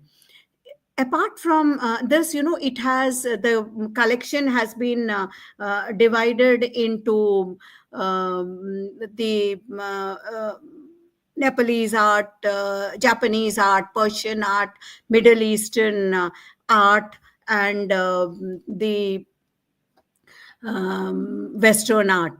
It also has a special gallery called the Founders Gallery, and it is building is semicircular in shape. It has 38 galleries which is spread across 2 floors.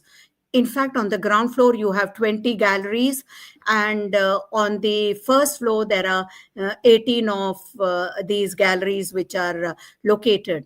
Now, if you look at the Arabic and the Persian manuscript, we find that there is a choga with a Quranic verse, which is late 9th century. And then you have a lot of other documents, Quran of 15th century. There is also a very rich Middle Eastern representation through its arch object from Persia, Syria, Egypt. It has a wide range of carpets, manuscripts, ceramics, glass, metalware, furniture, and lacquer. In fact, if you see some of the carpets, they depict stories of Khusru, which is one of the prized possession of the museum. There is also a children's section which shows the vast range of interest that Salar Jung had. He not only collected antiques, art objects, but even a lot of toys related to children. And we find that, when children visit this section, it provides them so much delight. There is a train from early 20th century, which even runs its works for a short distance today. There are a lot of objects made of porcelain, metal, jade, and there are also a lot of toy armies. The museum also has a European collection where you have wonderful oil paintings, attractive glass objects, furnitures, ivory, enamelware, and clocks. One of the most treasured masterpiece of this museum is the statue, a marble sculpture of veiled Rebecca, which was purchased by Salar Jung in 1876, and it is Benzoni's. In fact, if you have an opportunity to visit this museum, this is a wonderful masterpiece. It represents the biblical figure of Rebecca, and it is regarded as an ideal female attribute of an Victorian era. What is very interesting about this sculpture is, though it is made in marble, Rebecca's face is covered with a veil, and you can still see her features, her facial features inside that veil. Imagine sculpting what level of skill it would have required. You can see the veil, the design of the veil, and you can also see the eyes, the nose, the lips, and they are so clearly visible. It is one of the masterpieces of this collection. And we find that there is also another very important sculpture of Mephistopheles and Margareta.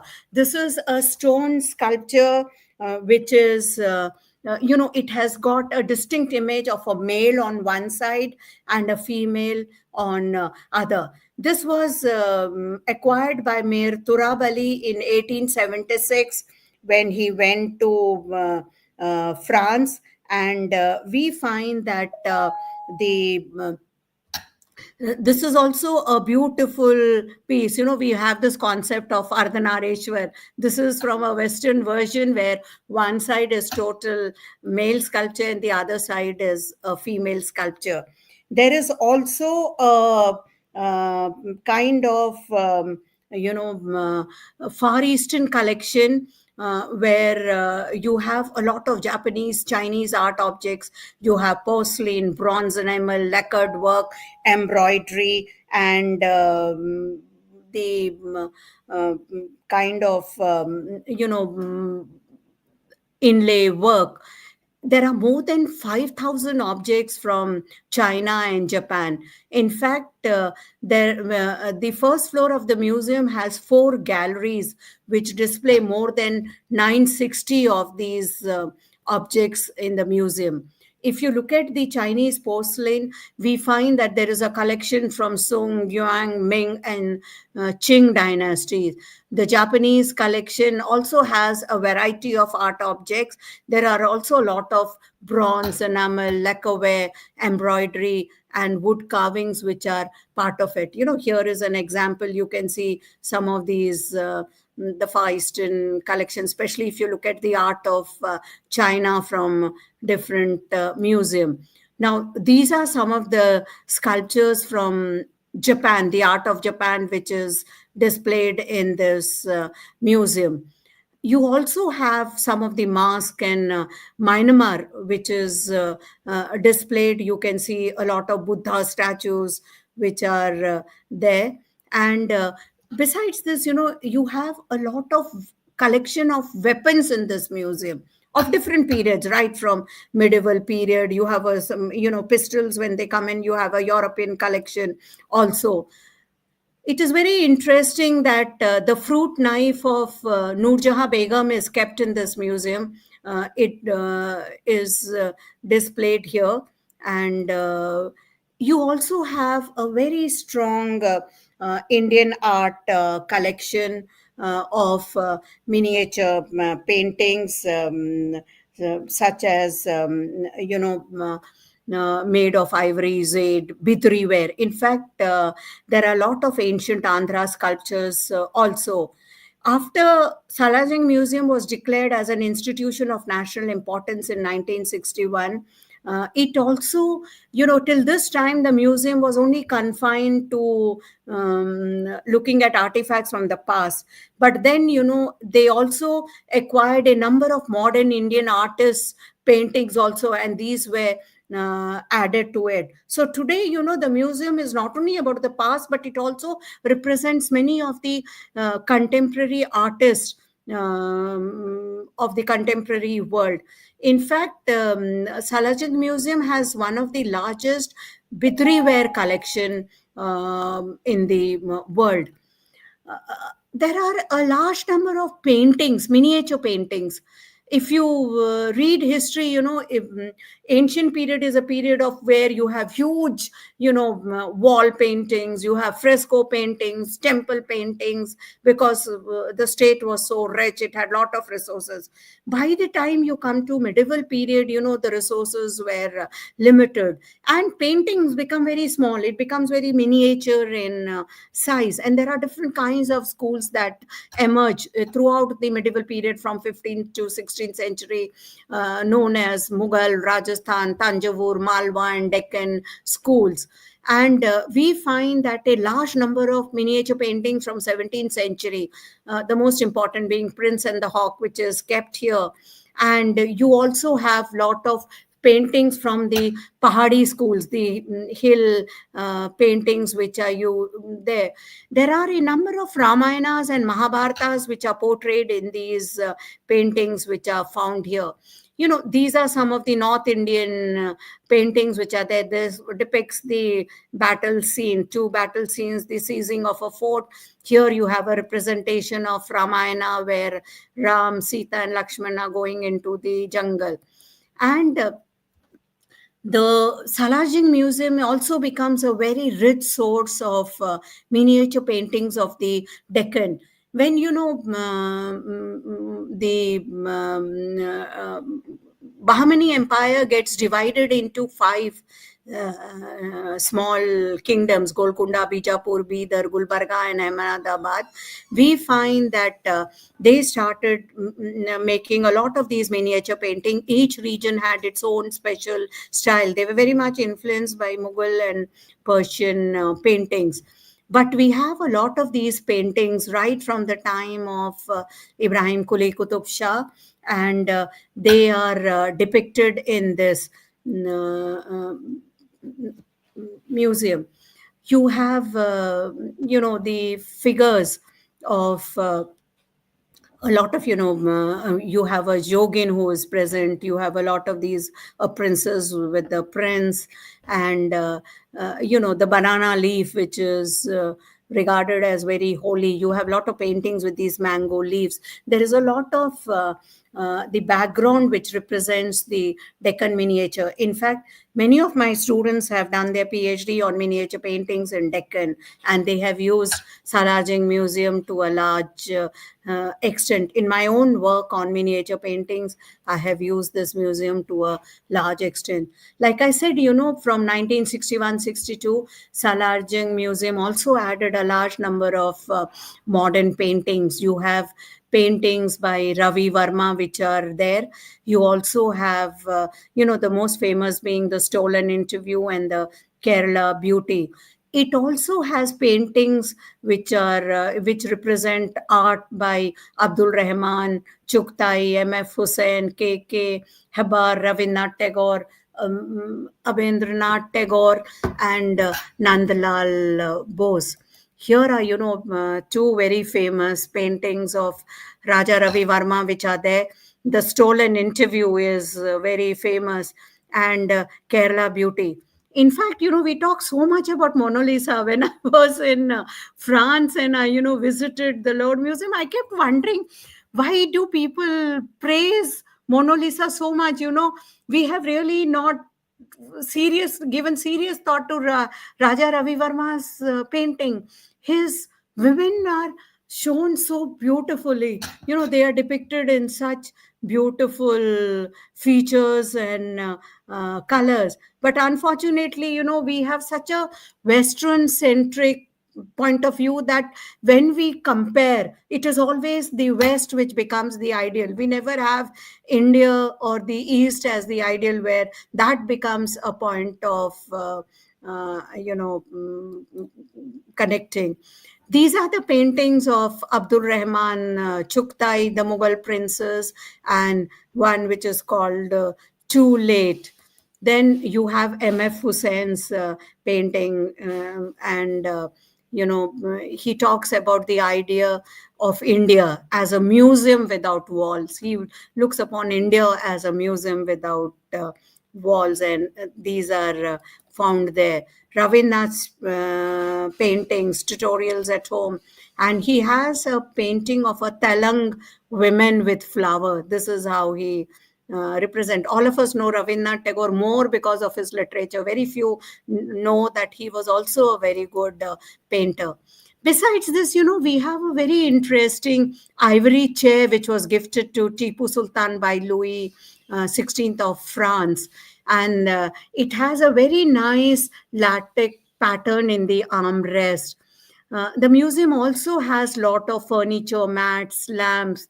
There are a lot of chess boards and Chaucer, which is an ancient Indian game where the pawns are, crafted in a very beautiful manner. There are lots of ivory lamps.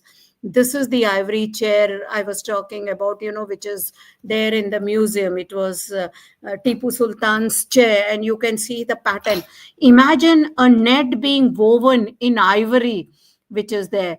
Look at these beautiful sculptures on, depicting a boat. And if you look at them closely, they are so lifelike, these people who are traveling on this boat. There are a lot of these kind of crystal balls which are present there. It has one of the wonderful jade collections. And as per the 1979 publication of the Salar Jung Museum, there are 984 objects of jade. Most of them come from Mughal Empire, Asafzai dynasty. And there are some beautiful jade crafted daggers of Jahangir, Noor Jahan, and Shah Jahan also. It also has weapons belonging to Aurangzeb, Tipu Sultan, Muhammad Shah, Bahadur Shah, and Abdul Hassan. So, these are this is the sword of Noor Jahan. You can see the latex there, and the beautiful jade collection. It has also some beautiful Quran collections, right from 862 AD to, the second one is from 1288 to 11th century. And Salar Jung is really famous for its musical clock. This is, it's more than 200 years old. Today also it is functional. In fact, they have kept this in a gallery. The moment it is 11, 12, 1, there is a big crowd which collects in front of this. And every hour, it's very interesting that there is a small house which is there at the dot. If it is 12, the gate opens, there is a soldier which comes out, and he starts banging the gong. And as soon as, if it is 12, he bangs 12 times, and then the moment it is over, he goes inside and closes the door. This is a big attraction in Salar Jung Museum. It also, besides this famous clock, it also has a lot of other clock collection, from obelisks to huge modern clocks dating back to 20th century. There are a lot of miniature clocks, magnifying glasses, right? There is a collection from France, Germany, Italy, Switzerland, and Britain. And we find that there are clocks in bird cages, bracket clocks, grandfather clocks, skeleton clocks, you name it. There have been clocks which have been collected from Louis XV, Louis XVI, and Napoleon I of France. The Salar Jung Museum also has a rich collection of more than 600 coins from the Vijayanagar dynasty, Bahmani Empire, Mughal Empire. Some of these coins are more than 2,300 years old. They are punchmark coins of the Kushan dynasties. And in fact, these coins are made of silver, copper, and lead. So I would really like to conclude by saying, I didn't talk about it because Salar Jung, now there is a lot of demand saying that there was a lot of jewelry which is there and belonging to the Nizams, and now it is housed in Delhi. It should come back to Hyderabad. It has a rich jewelry collection of the Nizam's period. So, I just gave you a bird's eye view to this museum to explain that how one can really, look at these artifacts, and we can really write about history. We can recreate a lot of dialogue. It's a virtual archive of cross-cultural memory, artistic heritage, and it offers a historian an unparalleled window into the aesthetic, political, and social currents that shaped South Asia and beyond. Ranging right from these miniature paintings to European sculptures to Persian paintings to manuscripts. We can really illuminate the whole complexity of colonial exchanges, indigenous patronage, cosmopolitan identities. If any student is working on these areas, Salar Jung Museum is the place to be in. It has really preserved a fragmented narrative, and it has showcased many of these rarely seen objectives. In fact, these Salar Jung Museum becomes indispensable for reclaiming, marginalized histories, enriching scholarly discourse, and deepening our understanding of material culture, especially as a form of lived testimony. So therefore, I would really encourage all students. I just gave you a bird's eye view of this museum. And unfortunately, when we go there as a tourist, you just spend one day, which is not enough. One needs to spend a lot of time. And as students, if you come, you can use the manuscript section. You can get so much of information, and it will make your research very rich. Thank you very much.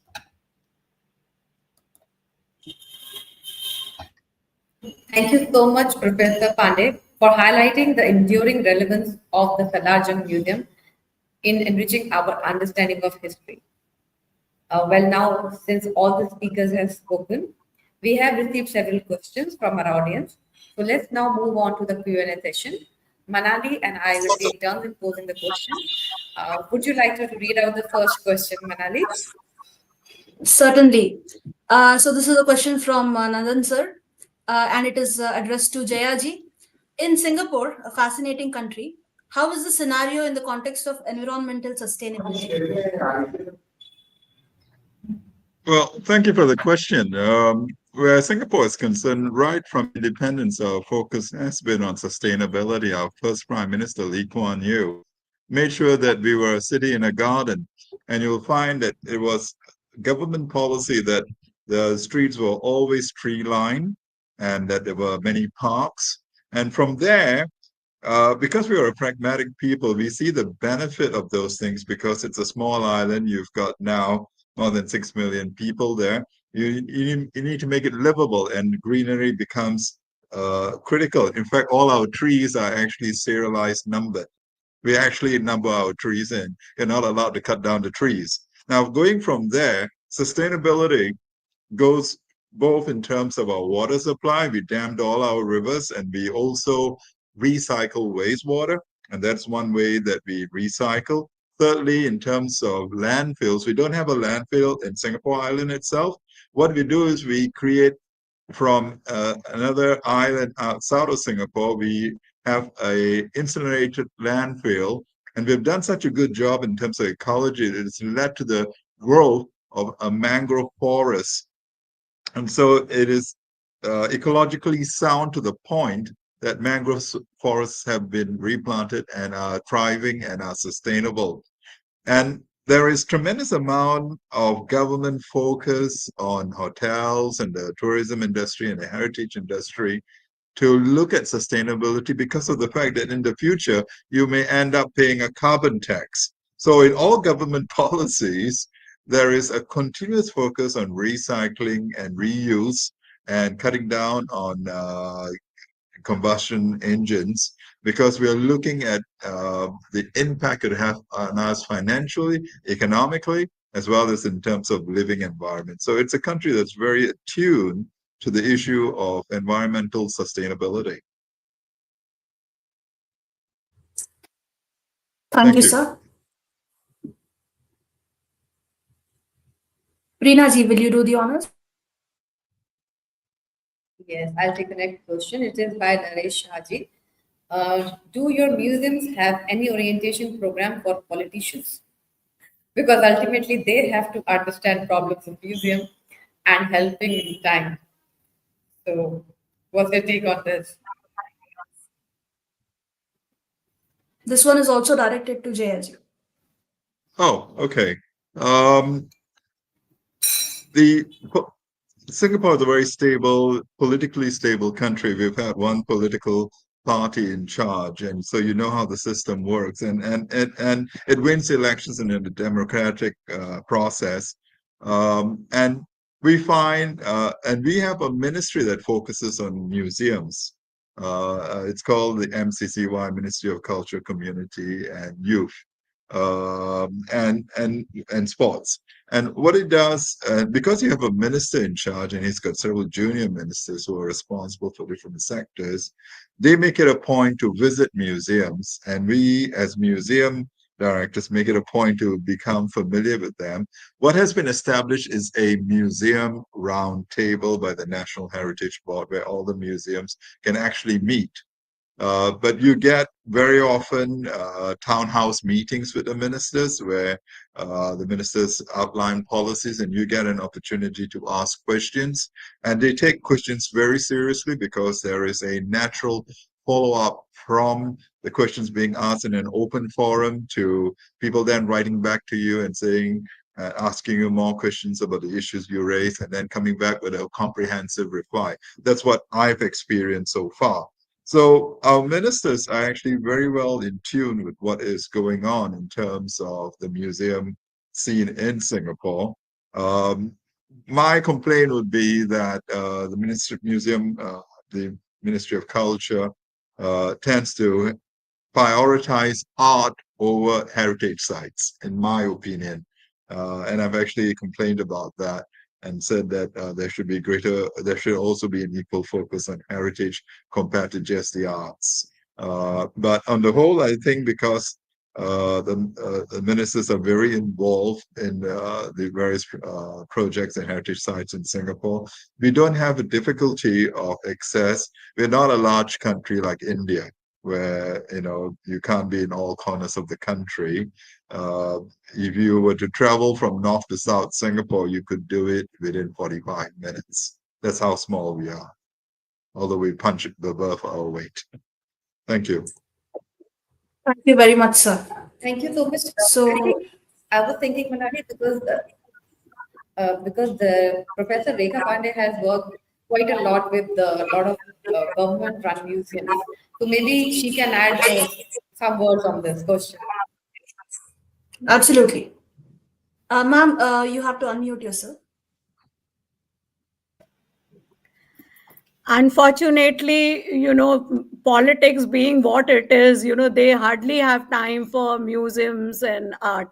It is very sad that, if you look at the archives, or even, the person who is posted, even the senior IS officer whom they think is of, has not performed well, or whom they think they can do away with it, those are the people who are posted in these departments. So as far as the government is concerned, it does not give any importance to these. So where are the politicians really going to have time to come and attend these sessions? In other capacities, we have, maybe they will not come to museums, but we can go out and arrange special, maybe talks or something, where we can have training outside the museum. Then maybe if this could be a possibility, but I don't see immediately. They may just come to inaugurate, they may come to just speak, but I don't think they are going to sit there and have a program for them, the Indian politicians being what they are. Thank you so much, ma'am. So I have a question. This was in the context of Professor Vemsani's talk, but it is an open-ended question. It can be answered by either of the panelists. Can you reflect on how museums can be spaces not just for education, but for healing, dialogue, and reconciliation, especially in societies with complex, even painful histories, such as India?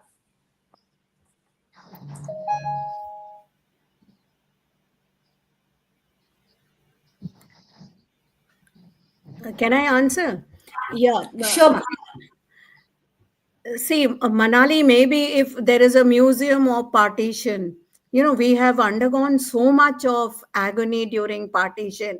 So in Amritsar, they have created. So maybe when people go and visit, they look at it, it kind of, it is a moment of reckoning and thinking. So, I've seen in the West, also in the US, in Washington, there are a lot of these Holocaust museums where you go out and you come out, reflecting. So yes, museums are definitely a place where, you have these special collections, like maybe Holocaust Museum or maybe Partition Museum, where it has pictures of all these rights. If you visit Anne Frank's house, it's which has been kept as a museum. These are all spaces where there can be a lot of dialogue, a lot of may say, if they act like a balm to these injured souls, definitely. If I could pitch in, I totally agree with Professor Pandey regarding the Partition Museum in Amritsar. I've visited it, and they have been very sensitive in the way they portray what is obviously a very painful topic for both countries, India and Pakistan. Similarly, the subject of war is a very painful subject, and you deal with that at the Changi Museum, for example, which focuses on the Japanese occupation and the treatment of prisoners of war and civilian internees. The point is not to ignore the painful topic that you need to cover, because as a historian, you need to be honest and truthful, and you need to share what actually happened as facts. But it's also important that as a person goes through the museum, that they don't leave depressed and destroyed. And what we do is that we know that in war, you see the worst in mankind. In war, you also see the nobility of man. And so while we do share the painful things that happen, we also balance it with stories of truthful stories of inspiration and how people work together and survive the concept of mateship and taking care of other people rather than yourself. All these things were exhibited during the occupation years. And so it is possible to cover a difficult topic, but at the same time, restore your belief in mankind and the ability and the of facing adversity with nobility and courage. And so you can still, through a painful topic, be a healing influence. It's one of the reasons why we moved into commemorations and why we did remembrance ceremonies, not so much to rehash the pain of the past, but to show that combatants at war in the past have now come together to remember their war date together. And it's possible, and we've shown it's possible in Southeast Asia to do that by having the former allied countries of the Commonwealth organizing a commemoration service, which is Singapore led with the Japanese, and it's a joint service. So it is possible for museums to lead towards healing, not just education alone. And that's what I mean by the whole point about applied history. Thank you very much, sir. It also reminds me of the Smritivan Earthquake Museum in Bhuj. It is similar, but it is not about war, but earthquake. So the people who died and help that came in from all sides and from all countries and from everywhere. So it was painful, but also healing at the same time. Thank you.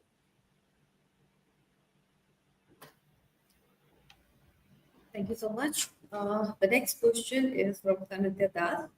What programs or activities the Salar Jung Museum conducting to enhance the soft power of India? This question is for Professor Pande.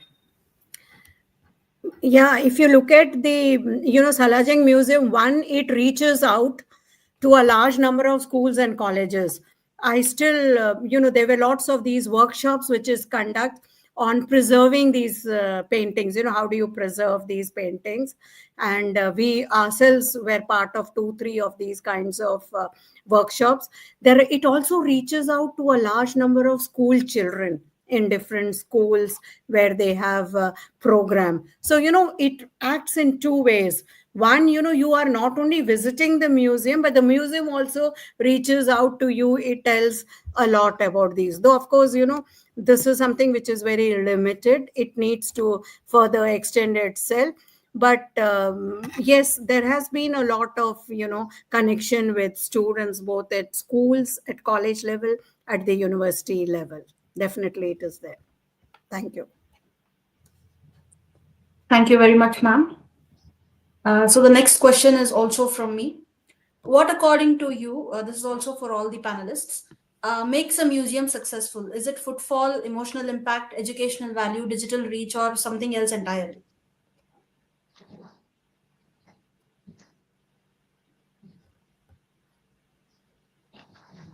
I think it is all. We can't just limit it to one. It is a wholesale package in itself.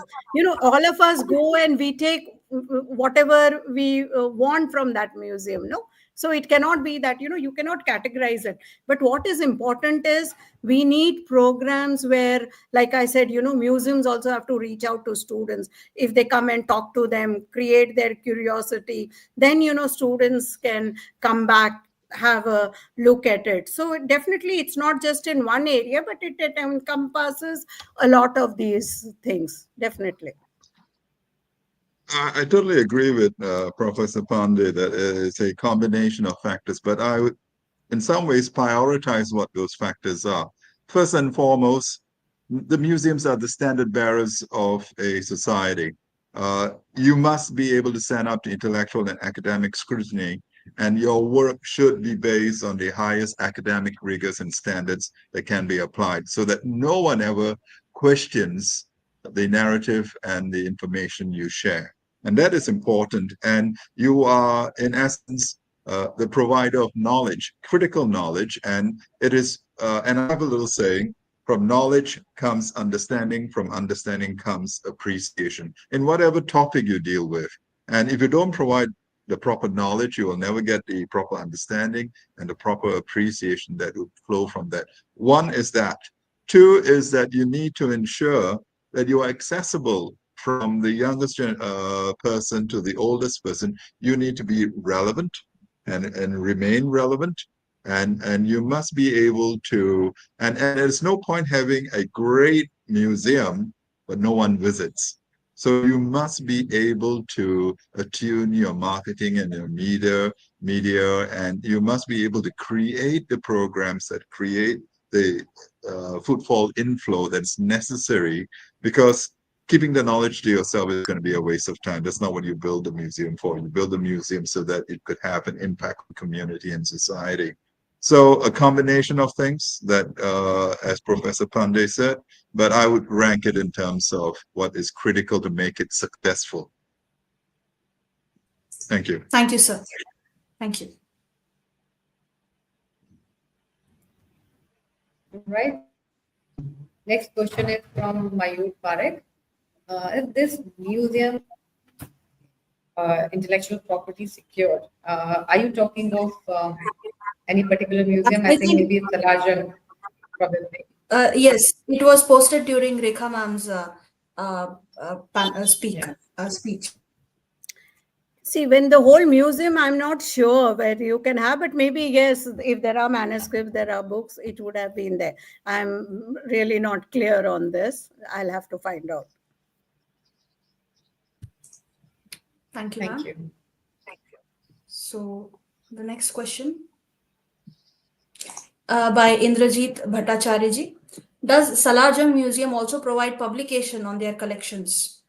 Yes, definitely. It is there, and unfortunately, the reach is not so much. If you go to the museum, it has a small counter where it sells a lot of books. So you can pick up any of these, and it will give you a detailed list of what is the collection, what are there, so you can pick up whether you want a jade collection, you want weapons, you want on paintings, you want on manuscript. It sells a lot of these books which have been published. But unfortunately, I think these are mostly museum publications, so they don't reach out to the world. But if you visit the museum, one can definitely get them. Thank you, ma'am. Just checking if we have any further questions. Yes, so the last question that we have. Yeah, this is by Dr. Sankara Rao Balahu. An excellent presentation given by Dr. Jeya Ayadurai. And my point of view, what are the biggest challenges faced running private museums today and upcoming years may predict the picture? Well, thank you for that question. I think our biggest challenge is the younger generation. And I don't mean that as a complaint, but they are quite different in the sense that they are the generation that was brought up by handphones and computers, and they see the world differently and they interact with the world differently. And in so many ways, they are siloed into their own world and they're not very good at communicating with people. So that has a problem both in terms of how they would interact with exhibits and artifacts and how you tell the story to them, as well as how they function as employees and what is it and how they see the world. And to be honest, I'm still trying to figure out how we actually connect. So museums have increasingly adopted more and more technology. What that does is that it disorientates the older generation because they are not only are they not savvy with technology, but they are overwhelmed by technology and they get repulsed by it. But it attracts the younger generation. So you face that generational gap and divide, and you try and understand them. And if I want to put it across where the younger generation is concerned and how different they are, it is because they're now so siloed into their own technologies and their own virtual worlds. You can see it through the rave parties we have. They listen to electronic dance music. And when we go to dances before, the boys and girls will dance with each other and they dance for each other. Today, we go to a rave music and you hear the electronic boom, boom box going off. All they do is they stand in one place and they nod their heads and they're dancing for themselves. So they are isolated in their own expression. So how do you deal with that? Because we've never had that before. And I think that is going to be one of our greatest challenges. How do you build a museum for the next generation that is so isolated in its own world and lives in the virtual world so much? I think I haven't got an answer for that. Thank you. Thank you so Thank much. you very Maybe much, let sir. them build the music for their own generation. Yes, ma'am, do you have anything to add?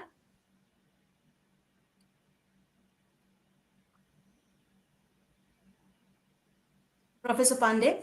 No, fine. I think this is a big challenge. How do you get the younger generation away from their mobiles and the digital world? This is something which all of us are facing. And now I know AI has a lot of advantages, but now I think at one level I'm very worried because it cuts down on the creativity, imagination. It's so easy. You get everything, you just cut, copy, paste. Earlier, at least they were searching for it. Now things are going to be very difficult. When we started our journey more than 40, 50 years back, we had no other option but to borrow a book from a library, make notes, read it, and then return it. Then slowly Xerox came in, which was so expensive at that time. Then we had typewriters. But today, you can just download and it's so easy. So I think it is going to have a lot of impact, not only on school children, but even our education, system, and how do we let the imagination develop? How do we? I mean, I feel more worried about the art subjects. Creativity is something which will really take a big hit. Though I recognize at one level that we can't do away with this technology. It is there to stay and we have to accept it. But how do we deal with these questions? How do we build imagination? How do we build creativity when all students do is they get an easy made, ready made answer? So this is something which is very worrisome. True, ma'am. But as human civilization has proved, we have always found ways to adapt, and I'm sure we will overcome this hurdle in its time. So this has been a very interesting interactive Q&A session, and thanks to all the speakers and the participants for this comprehensive interactive session so far. To conclude our discussion for the evening, I now request Dr. H.M. Siddhan Gaudar, sir, who has been presiding over this webinar, to offer his presidential remarks. Sir, your concluding thoughts will be invaluable to us. Thank you, Manali. Good evening, everyone. It is my honor and privilege to deliver the presidential address at this important and timely webinar on the relevance of museum visits in the study of history. I warmly thank the distinguished speakers, participants, students, and heritage enthusiasts who have made this webinar meaningful. History, as we all know, is not just a collection of dates and events. It is the collective memory of a human civilization. But how do we make this history come alive for learners of today? This is where museums play a vital role. A museum is not just a building that stores objects, it is a living classroom, a custodian of heritage, and a bridge between the past and present. When visitors walk into a museum, they are not just spectators, they become explorers and questioners. And museum visits offer a tangible experience of the past. They allow students to see the tools of prehistoric humans, the coins of ancient kingdoms, the sculptures of classical art, and so much more. These encounters spark curiosity, deepen understanding, and encourage critical thinking. More importantly, they foster a sense of ownership and respect for our shared heritage. Museums support interdisciplinary learning, combining history with art, science, technology, anthropology, etc. I strongly believe that museums must become an integral part of our history curriculum. Today, we heard three distinguished scholars. Mr. Jeya Ayadurai, his speech was not only thought provoking and enlightening. He highlighted the activities of private sector museums, research on heritage, publication on history, heritage trails, cultural parks. Private museums, they have a problem of sustainability and funding. In India, we have many museums are, run by the government, whereas, the private museums are very few. He highlighted the difficulties of the private museums. And he has highlighted the contribution of private museums to in Singapore, and its importance, redefining the topics, bringing new perspectives. The second speaker, Dr. Lavanya Vemsani, her talk was not only thought provoking and enlightening. She spoke about the importance of AI and VR in museums. Muse- she said museums play a vital role in interpreting history through AI. Government museums can do more in reaching the community. She stressed the public involvement in is more necessity in the activities of museums. AI tools can give more involvement by the visitors. The third uh, speaker was Dr. Rekha Pande, Professor Rekha Pande. Her insights have been extremely valuable. In interactive experience in the she spoke about interactive experience in the museums, community involvement, visual learning, historical narratives, research in museums with the help of large collection and rich library manuscripts. She took us a tour of Salar Jung Museum. Actually, this Salar Jung Museum, where West meets East. She took her, she took us a tour of Salar Jung Museum. No, I felt that, actually I'm visiting the Salar Jung Museum.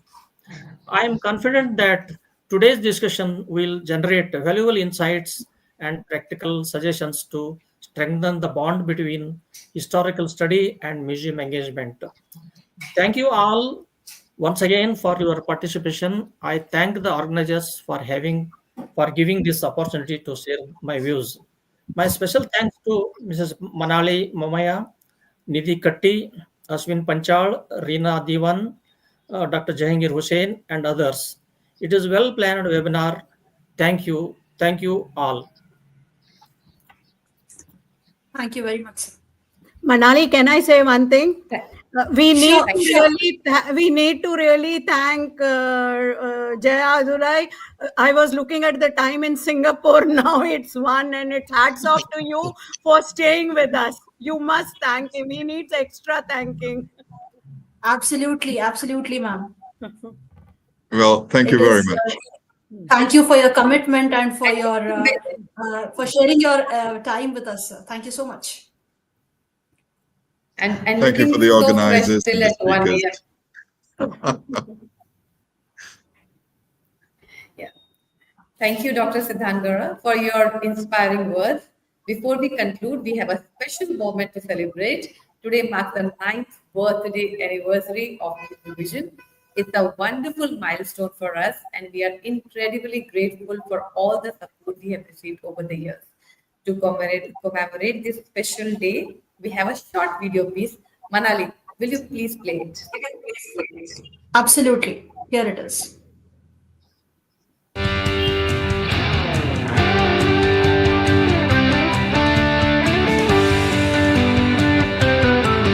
Happy birthday to you. Happy birthday to you.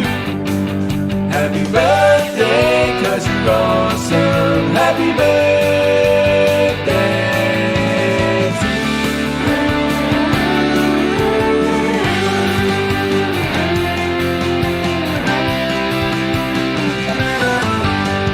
Happy birthday!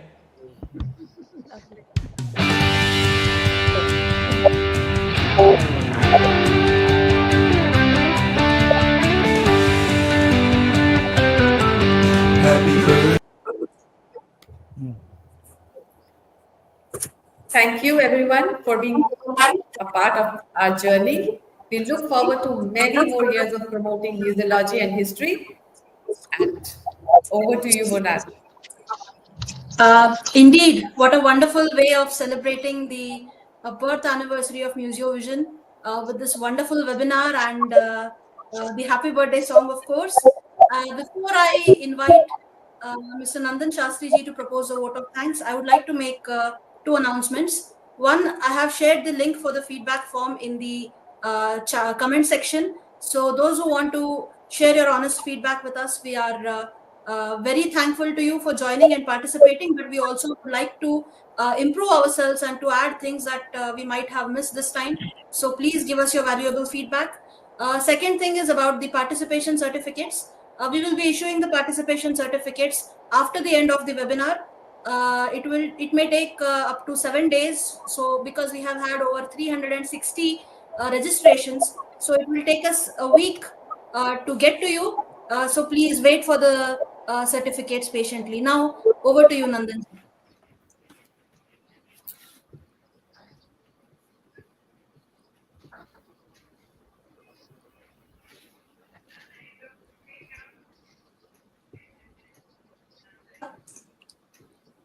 Nandan sir, I request you to kindly propose a vote of thanks. Hello. Hello. Yes, sir, you're audible.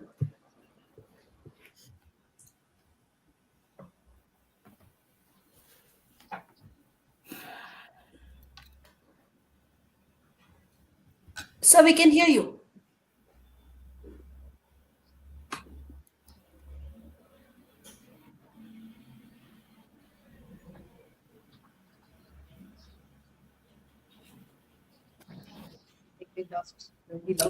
Nandan sir, are you there?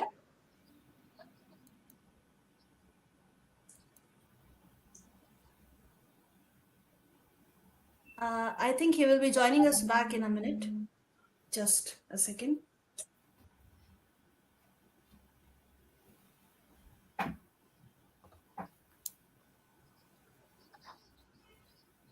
Oh, okay, sure.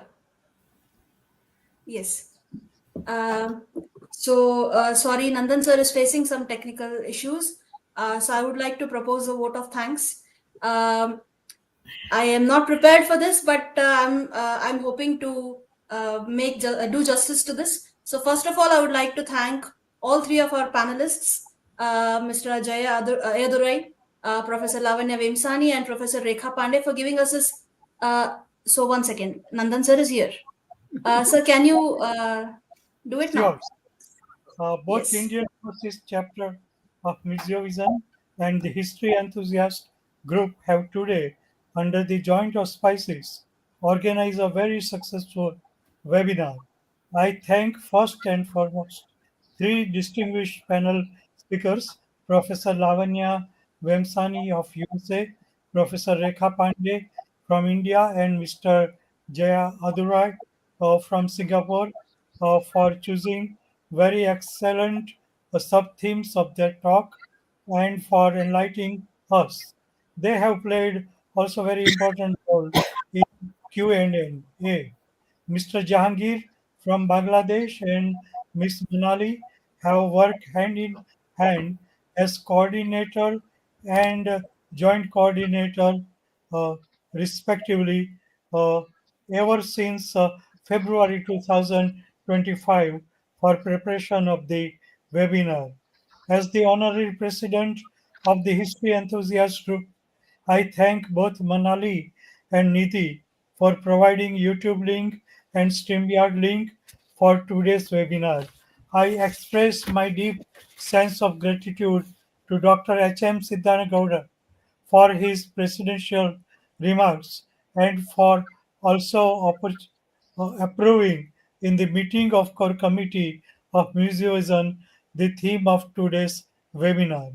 Both Reena Devan and Manali Momaya have today played key role as moderators and for concluding conducting question and answer session. Manali has also uh, prepared very eye-catching invitation brochure and the participation certificate. I thank Niti Katti, Vice President of the History Enthusiast Group, for introducing Reena and Manali. Likewise, I thank my friend and an admin of Indian Overseas Chapter of Museovision, Mr. Ashwin Kumar Panchal, for introducing Professor Lavanya. I also thank from bottom of my heart the member of core committee of History Enthusiast Group and Museovision for very successful collaboration for today's webinar. Let us hope in future also we will have such collaboration, very fruitful one. I thank all of you for joining in singing birthday song on the occasion of 9th birth anniversary of Museovision and also for Gaudarji's birthday today. Thanks to all uh, the attendees of the webinar. Astu, thanks. Thank you very much, sir, for playing a very key role in connecting everyone together. So, my thanks to Nandan, sir, both as an admin of Museovision and as the honorary president of the History Enthusiast, for bringing the two organizations together and for making this collaboration possible. Uh, Once again, on behalf of the history enthusiasts and Museovision, I thank everyone, all participants, all panelists, all members who are on screen, off screen, for making this such a wonderful, successful endeavor. Thank you all. Thank you. So, Thank you. hoping to see you all again in some form and to collaborate again. We are signing off here, but not as a goodbye, but see you again soon. Thank you. Thank you. Thank you. Good day. Nice to Thank see you. you. Bye. Bye. Bye Bye. bye. Bye.